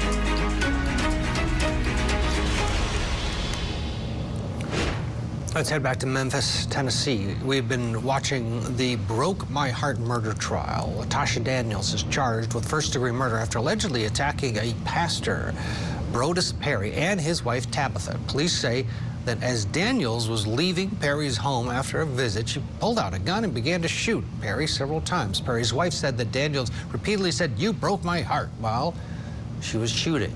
Let's go back into the courtroom now. The attorneys are arguing outside the presence of the jury over the defense motion for a judgment of acquittal. Are there any motions at this time? Yes, Your Honor. At this time, we would like to make a motion for judgment of acquittal. As to count 1, first-degree murder, even in a light most favorable to the prosecution at this point, we have testimony that Miss Daniels, when she arrived in this location, was happy to see Miss Perry, Miss Archie. They were in an enclosed apartment together with no threats. Mr. Brodus Perry came home together in an enclosed apartment, no threats. And it wasn't until something happened outside of the hearing of Tabitha that the shots were fired. After the shots were fired, officers have described Miss Daniels as being non-responsive. When Miss Perry testified, she testified that Miss Daniels was yelling, "He broke my heart." And so I would submit that as to the count 1, that only the threshold for voluntary manslaughter has been met. As to count 2, criminal attempt first-degree murder regarding Tabitha Perry Archie. Your Honor, I would submit that the proof has shown that Miss Perry testified that when she and Miss Daniels were interacting with each other, she had to say, "You shot me." Miss Daniels said, "No, I didn't." She said, "Yes, you shot me." And Miss Daniels said, "I didn't mean to shoot you." And Miss Perry even told Detective Roberts that she didn't think Miss Daniels was trying to shoot her when that happened. She suffered an injury to the far side of her shoulder, which would not be a lethal injury. There was never any threats between Miss Daniels and Miss Perry. There was never any animus. For Miss Perry, Your Honor, I would submit that reckless endangerment at best is what has been established as to Tabitha Perry Archie, which would then eliminate count 3, the employing a firearm. All right, State. State is opposed to the motion for judgment of acquittal. Testimony is that the defendant bought a gun on the same date that she showed up unannounced at Mr. and Miss Perry's house. She brought that gun inside the house, and for whatever reason, there's no testimony that anything unexpected or that should have caused an unreasonable response happened. They were walking out the door after talking for a while. She turned around and shot him. She discharged the gun at least 7 times, hit him at least 5 times. In the midst of that, she shot Tabitha Perry in the shoulder. I assume the court is going to charge the jury that if your intent is to kill another person and you accidentally hit another person, it doesn't matter that it's what you were trying to do. And if you just unintentionally hit another person, it would still be first-degree murder or criminal attempt first-degree murder. And the employing goes along with that. I think the evidence is overwhelming, and the case should go to the jury. Your Honor, as to counsel's argument regarding almost a transferred intent, that may have been the case, I believe, if Mr. Brodus Perry had not died.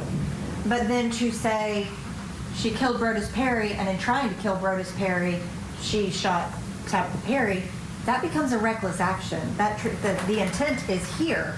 It can't be on both. So, Your Honor, I would submit that as to Tabitha Perry, that transferred intent should not apply. Secondly, nothing in the indictment indicates that the state was pursuing a theory of transferred intent here. It says that in an attempt to premeditatedly kill Tabitha Perry that this happened. It doesn't say anything about a transferred intent in the attempt to kill Brodus Perry. That would be an attempted felony murder. And that's not a crime in Tennessee according to the state of Kimbrough. So, Your Honor, I would submit reckless endangerment is where we fall as to Ms. Perry. I'm not aware of any law that requires us to indict the transferred intent in any specific way, and I would be interested to see if there's any that have been provided to the court. Again, the jury's going to be charged that if she were attempting to kill one person and hit another, and to say the fact that she was actually successful on her first attempt, on the attempt to kill Mr. Perry, that somehow negates the fact that she shot Miss Perry. I do not believe that's the law. Your Honor, I can provide the court law that says if you're All right, Jamie White still with us. Spoiler alert, the judge denies the judgment for acquittal. Defense case about to start. What do you do? What's the defense here? Yeah, so they've got an uphill battle. I think when we're talking about first-degree premeditated murder, the angle is always to try to get from underneath that. Clearly, she committed this act, and I'm not even sure why TBI agents spent so much time going through forensics, other than the fact that they needed to do it, I suppose, because that is not something the jury is going to spend a lot of time on. What they can spend some time on, Ted, is trying to determine whether or not there was that premeditation, or whether or not this was something different, whether it was a second degree or even something lesser that maybe involved a crime of passion. And that is what they have to work with. That is what I suspect we're going to be hearing, is some attack on this idea that this was a premeditated act. And outside of that, I think is going to potentially offend the jury, because this woman clearly did what she's accused of. It's just a question of where her mindset was. What was her mens rea at the time she pulled the trigger? Yeah, and I know you say she's not going to take the stand and shouldn't, and maybe she bought the gun because of a different issue. She felt unsafe, then went over there, and she just happened to have a gun, and then he pushed her over the edge with his heartbreking ways. I have some land to sell Probably not gonna on happen. waterfront in Iraq. Yeah. Thank you, Jamie. Let's get a break. When we come back, more from Tasha Daniels, and will she take the stand? Well, we're going to find out. Jamie doesn't think so. We'll find out. The defense case starts right after this.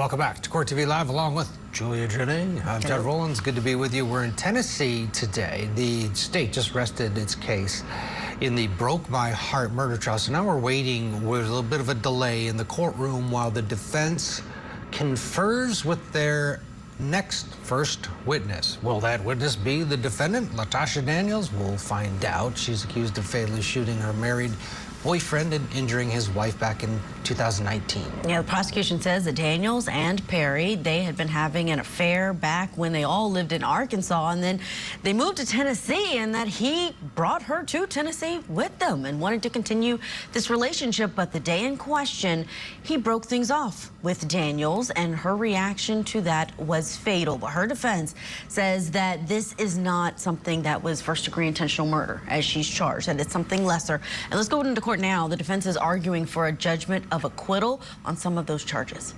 I can provide the court law that says if you're trying to shoot someone in self-defense and you shoot another person, that is a reckless act. You can't transfer the acting in self-defense against this person to the person that you accidentally shot. That becomes a reckless act, not that intentional. But we're not in self-defense though either. And that's just an analogous situation. There is case law regarding, if you are trying to shoot one person and you don't succeed in shooting one person, but you shoot another person, then there's case law to support that. But when this other person also gets shot, then you end up in, I think, some double jeopardy issues with having the same intent covering two different crimes. I think the intent here is the allegation of premeditated. If there was an attempt to commit a premeditated act and someone else was injured, then that then becomes a reckless act. All right, well, I have heard the arguments, and so the court's going to begin the analysis on the first-degree murder. The standard on a motion for judgment of acquittal is, after viewing the evidence in the light most favorable to the prosecution, any rational trier of fact could find beyond a reasonable doubt that the defendant is guilty of the offense. And the court looks at the legal sufficiency of the evidence and not the weight of the evidence. So first, starting with first-degree murder. There are three elements for first-degree murder. One, that the defendant unlawfully killed the alleged victim, Rose Perry. The wife testified that she observed the defendant shoot Mr. Perry multiple times. Dr. Erica Curry testified that the defendant was killed by a homicide. So that element, there's enough evidence for that to go to the jury. And second, that the defendant acted intentionally. A person acts intentionally when it's the person's conscious objective or desire to cause the death of the alleged victim. I think from the evidence that's been presented, the defendant's alleged to pull the gun out, shot the victim several times, and last, that the killing was premeditated. The evidence that has come in at this point is that the defendant purchased the gun in Sherwood, Arkansas, on April the 4th of 2019, drove 3 hours to Memphis, went to the victim's residence, and shot multiple times. Looking at the evidence in the light most favorable to the state, the court finds that there's enough evidence for first-degree murder to go forward to the jury. Looking at the second count, criminal attempt, first-degree murder, as to Tabitha Perry Archie. One, that the defendant intended to commit the offense of first-degree murder against the alleged victim, Tabitha Perry. And 2B, that the defendant did some act intended to cause an essential element of first-degree murder to occur, and at the time believed the act would cause the element to occur without further action on the defendant's part. And 3, that the alleged victim, Tabitha Perry, suffered serious bodily injury. The evidence, Ms. Perry testified that the defendant was shooting at the Mr. Perry, but she told Ms. Perry to get out of the way, and she shot, although she may not have intended to shoot Ms. Perry. there's something that is called transfer intent. And so, although she may not have had the intent to shoot Miss Perry, she had the intent to shoot Mr. Perry, and in the process of that, Miss Perry was shot. And so, also in terms of serious bodily injury, Miss Perry Archer testified that her shoulder was injured. She said that she had pain in her shoulder. There was a bullet that was lodged in her shoulder that had to be removed. So the court finds that there's enough evidence for the criminal attempt first-degree murder to go forward to the jury, looking at the light most favorable to the state. And last, count 3, employing a firearm during the commission of a dangerous offense. There's no doubt, that based off the testimony at this point, the defendant employed a firearm. Ms. Perry testified that she saw the defendant shoot the victim. There were bullets that were found inside of Mr. Perry, so employment of the firearm, that element has been met. The defendant employed a firearm in the commission of the shooting of Miss Perry, the criminal attempt murder. The court finds that there was enough evidence for criminal attempt murder, and there was a bullet that was found in Miss Perry's shoulder as well. And so, in the commission of her, in the commission of the gun being employed, Miss Perry was shot. And last, that the defendant acted intentionally, knowingly, or recklessly. The defendant told Miss Perry to get out of the way, and she shot the gun. So the court finds that there's enough evidence for each count to proceed to the jury, looking at the evidence in the light most favorable to the state. Thank you, Your Honor. Thank you. All right. Are we ready on Momon? No, I'd like to reserve a moment until after we have our first 2 witnesses, and Ms. Daniels has been able to hear all of the proof as it stands at that point for her to then make that decision. Okay. So if we could, after Dr. Bidding, take up the Bowman hearing. Okay. And if I may just step out and make one quick phone call to make sure that we are good on logistics, we'll be ready to go. All right. We'll take a recess. Thank you, Your Honor. Judge, they're denying that motion for judgment of acquittal as expected 99% of the time. Let's bring in our guest for this hour, though. Joining us from St. Paul, Minnesota, criminal defense attorney and former prosecutor Jack Rice. Jack, what do you think about this argument by the defense that, oh, she wasn't intending to shoot the pastor when she shot, or she was intending to shoot the pastor when she shot the wife, but she didn't mean to shoot the wife, but the prosecution saying it's transferred intent. You intended to kill, first-degree murder of the pastor, therefore it's attempted murder of the wife.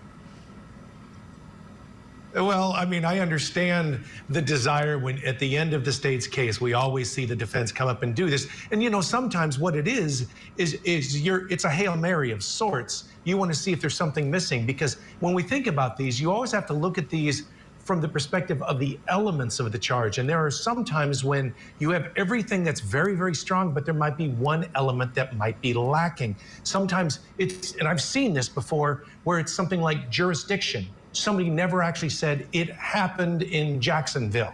It happened in this county. It happened in Miami. It happened in San Diego. And they missed that. And all of a sudden, you don't have jurisdiction now, which is it's just something you must have. But I mean, I'm not surprised. Obviously, the defense is prepared to develop their case, and hopefully we'll see what they have. Jack, the defense attorney articulated to the judge that she just needed a few minutes to contact a witness. She's still apparently doing that, so they're still, we're waiting for them to reconvene, as we do. The defense case is just about to start, and she also said, let's give my client a little more time before deciding whether or not she takes the stand.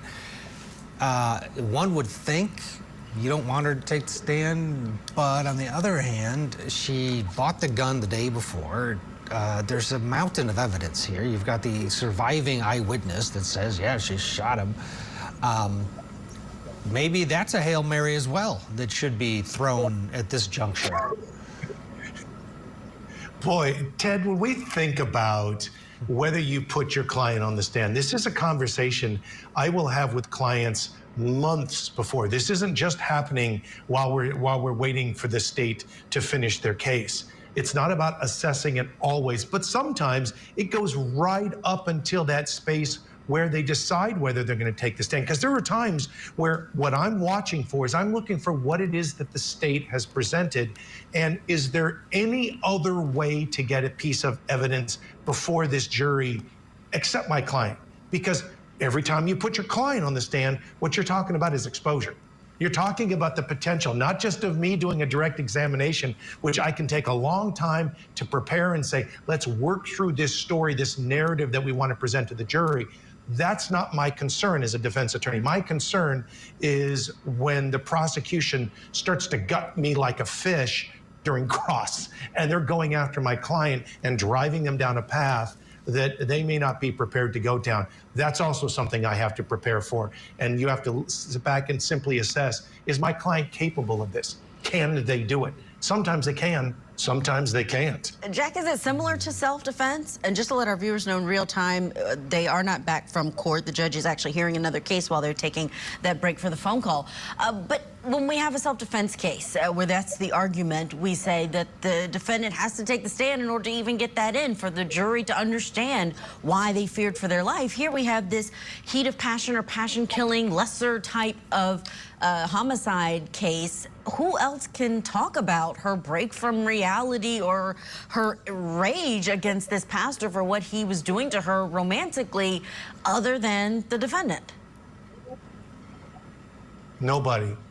Nobody, because what you need to be able to do is sit in that box and bring that jury into your reality, is to talk about, let me talk to you about what happened when I walked in the room.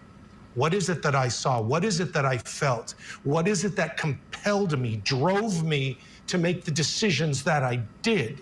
And I wasn't aware. I was in such a fog. I was in such a myopic view of what I was trying to accomplish. All I could see was the pastor. All I could see was this relationship. All I could see is what we were, what we could have been, what we might have been, what I had dreamed of being. These are all things that I think a jury needs to see if you're trying to avoid the first-degree charge and you're really arguing this is more of a third-degree charge, more of a manslaughter charge. It's not that I didn't do it. It's that I did it for these reasons, and it wasn't planned, and it's not what I was intending, and this just happened because of all of these other issues. Who else is going to do that? And if there isn't anybody else, it's got to be you. And there are those times where I have sat across from clients and I will say, it has to be you, because nobody else can do that. It has to be that view from inside your head, and you have to be able to convey it to that jury. She can convey it like Jack. Oh, yeah. She's got a Yeah, chance. just maybe Jack can do it for her. I think he'd walk right out of that courtroom. Trust me, I've tried, Ted. I've tried many times where I'm like, how do I get this thing through to them? And you're trying to think. I mean, part of what happens during closings, right, is that what I can argue is everything that was presented and what it means, and I get to argue about that. But if I can't get that evidence before the jury during my case in chief from my client or somebody else, I can't really argue about what she felt, about what it meant, because nobody else can tell you what she felt. No, that's a good just point. her. But if she does, now I get to take it and I get to stretch it like taffy. Right. Okay. Well, let's get a break. We'll find out what's going to happen with this defense case. There's some rumbling in the courtroom, we're told, so let's get a break and to get you back in for the first defense witness right after this. Here you are, responsible for the lifelong torment of an entire family. Is that evil in your mind now? So now you've taken her mother's life, and you heroically step in to console her. I knew it was wrong, but yeah, I still did it. Did you murder her mother to try and drive her back into your arms? Oh my God. Interview with a Killer. New episode Saturday night at 8 Eastern and Pacific, only on Court TV.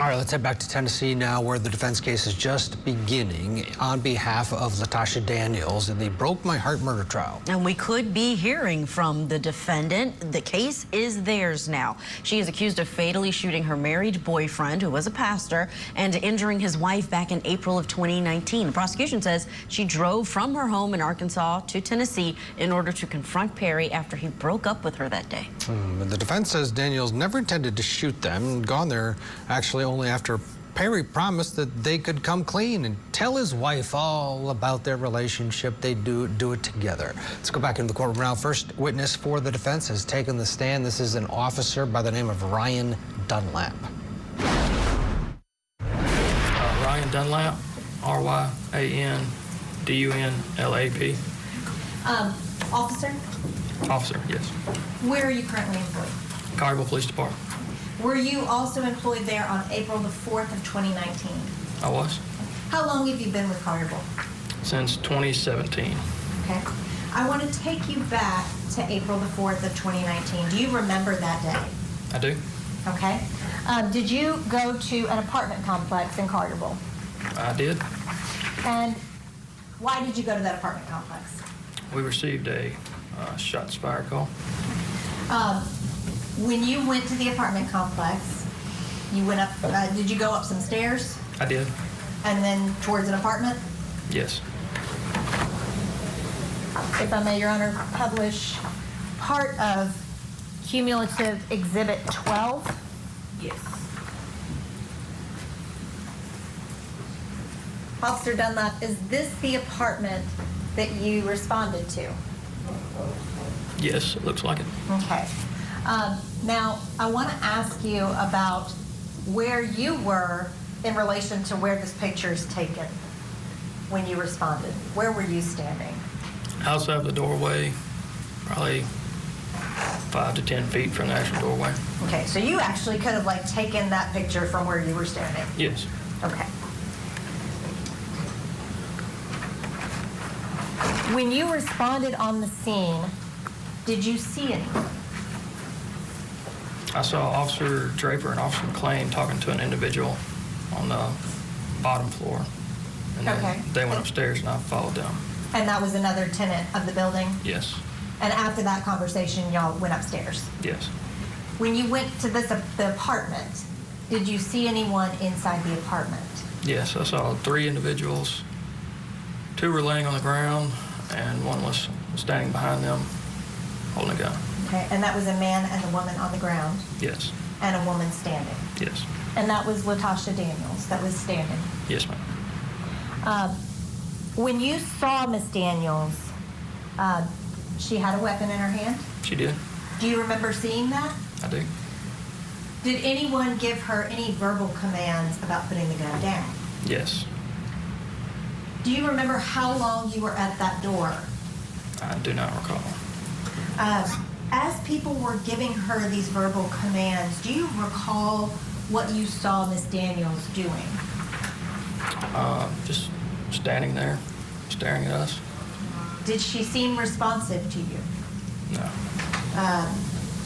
Did you see her at any point raise the gun to herself? Yes. After standing there for a minute, she knelt down and put the gun next to her head. Did you see her, and I'm not asking you for any content of what anyone else said, but did you see her or hear her speaking softly to herself? I'd have to refer to the reports, but I don't recall anything. Would it help you to refer to your report? It could.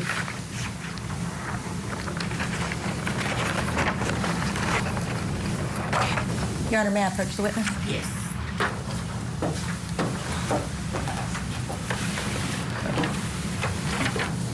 That was just his use of force.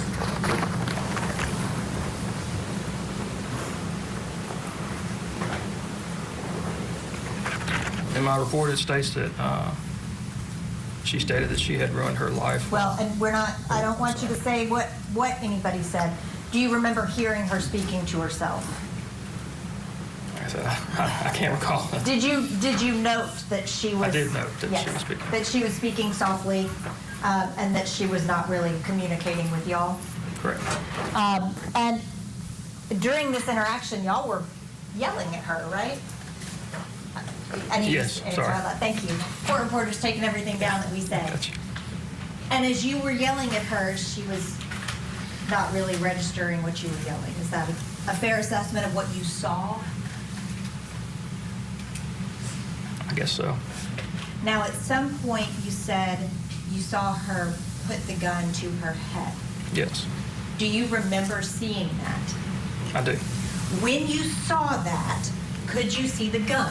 I could. Are you familiar with guns? I am. Do you know what it looks like when the slide is cocked back I do. and the gun is cleared? Yes. Did Miss Daniels' gun have the slide back, or did it look normal? It looked like the slide was not blocked back. Okay, so it looked like it was It in looked normal. Yeah. And if she had put the gun to her head and that slide was back, is that something that you would have noticed? I would assume so.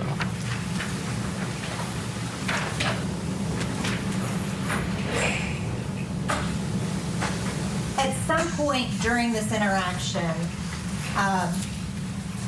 there was a decision made to use a less lethal round. Do you remember that? I do. Do you remember the first gun misfiring? I do. Do you remember another officer going down to get another weapon? I do not remember which officer it was, or Do you remember that that happened? I was focused on her. I wasn't really focused on what they were doing. But at some point, Officer Jenkins deployed that less lethal round, Yes. and then Ms. Daniels was taken into custody. Yes. Prior to that point, you indicated that you saw Ms. Daniels put the gun to her own head. Yes. Did you ever see her point the gun again at the two people on the ground? No.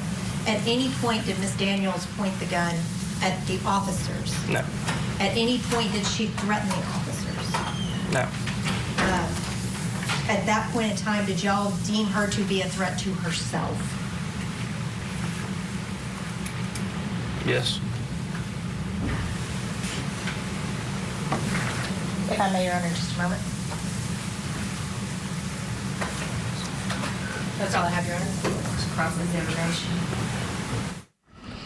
Okay, the defense starting out their case with a witness that they believe confirms that she was out of it, that she wasn't reacting in a normal way, and that perhaps goes to this passion killing.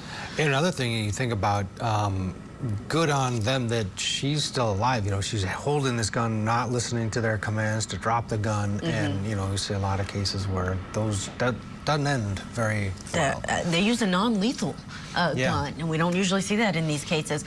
Let's get to our break. When we come back, the defense is going to call someone else who's going to help them with this passion-killing argument. A psychiatrist is going to take the stand. Also, pay attention to what's happening in Virginia. We are Zwerner versus Parker, that civil trial.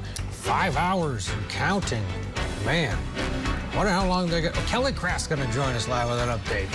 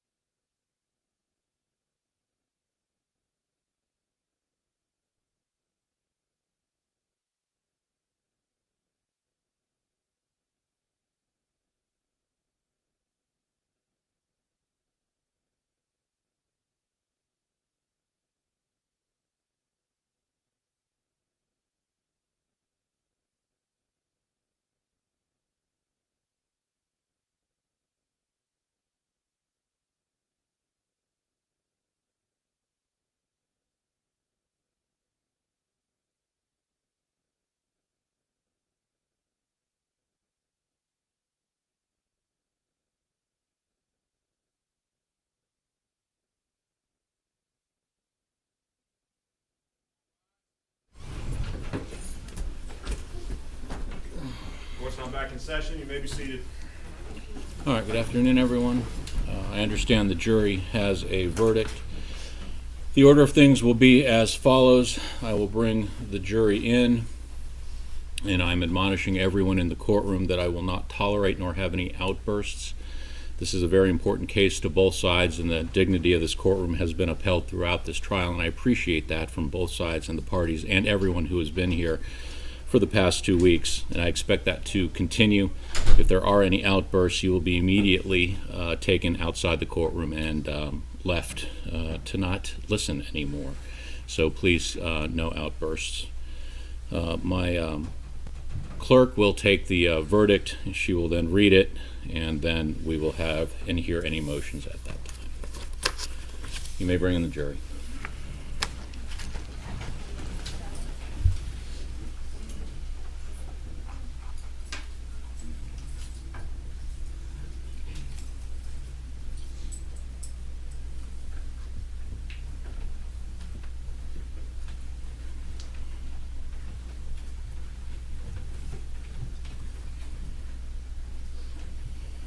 You may be seated. Thank you. Members of the jury, I understand that you have a verdict. Is that correct? Yes, Your Honor. All right. Will the foreperson please identify him or herself by number? Foreman 37. All right. If you can fold that piece of paper as you had it and hand that to my clerk.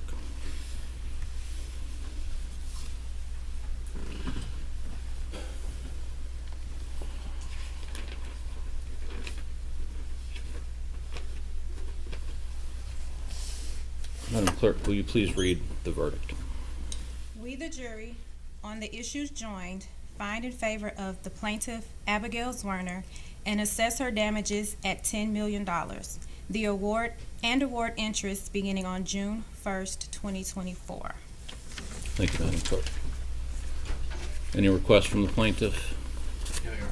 Any requests from the defense? That we schedule time for post-trial motions. All right. And All judgment not be entered on the verdict today. All right. So the court will withhold entry of a judgment order in the case. The court will further reserve all rulings and hearings on post-trial motions for a later date to be set by the parties. Anything else to take up at this time, Mr. Beniozen? Ms. Douglas? No, Your Honor, thank you. All right. Ladies and gentlemen of the jury, your term expires tomorrow, so you are still admonished by the court that because you still are in term, that you are not to talk about any of the cases that you've heard during this term, but you do not need to call back. Thank you very much for your service. It is an important service to all of us, and I know it has been a difficult service, but one that is necessary for the resolution of disputes in this country that I am very proud that we get to exercise those rights. Ladies and gentlemen of the jury, you are excused. Please rise for the jury.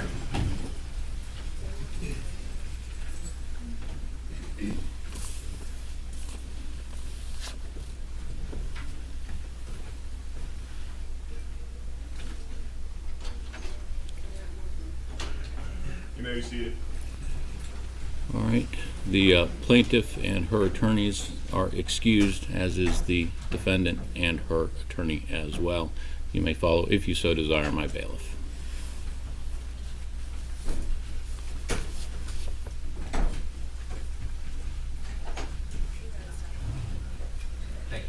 Court stands in recess until 9 a.m. tomorrow morning.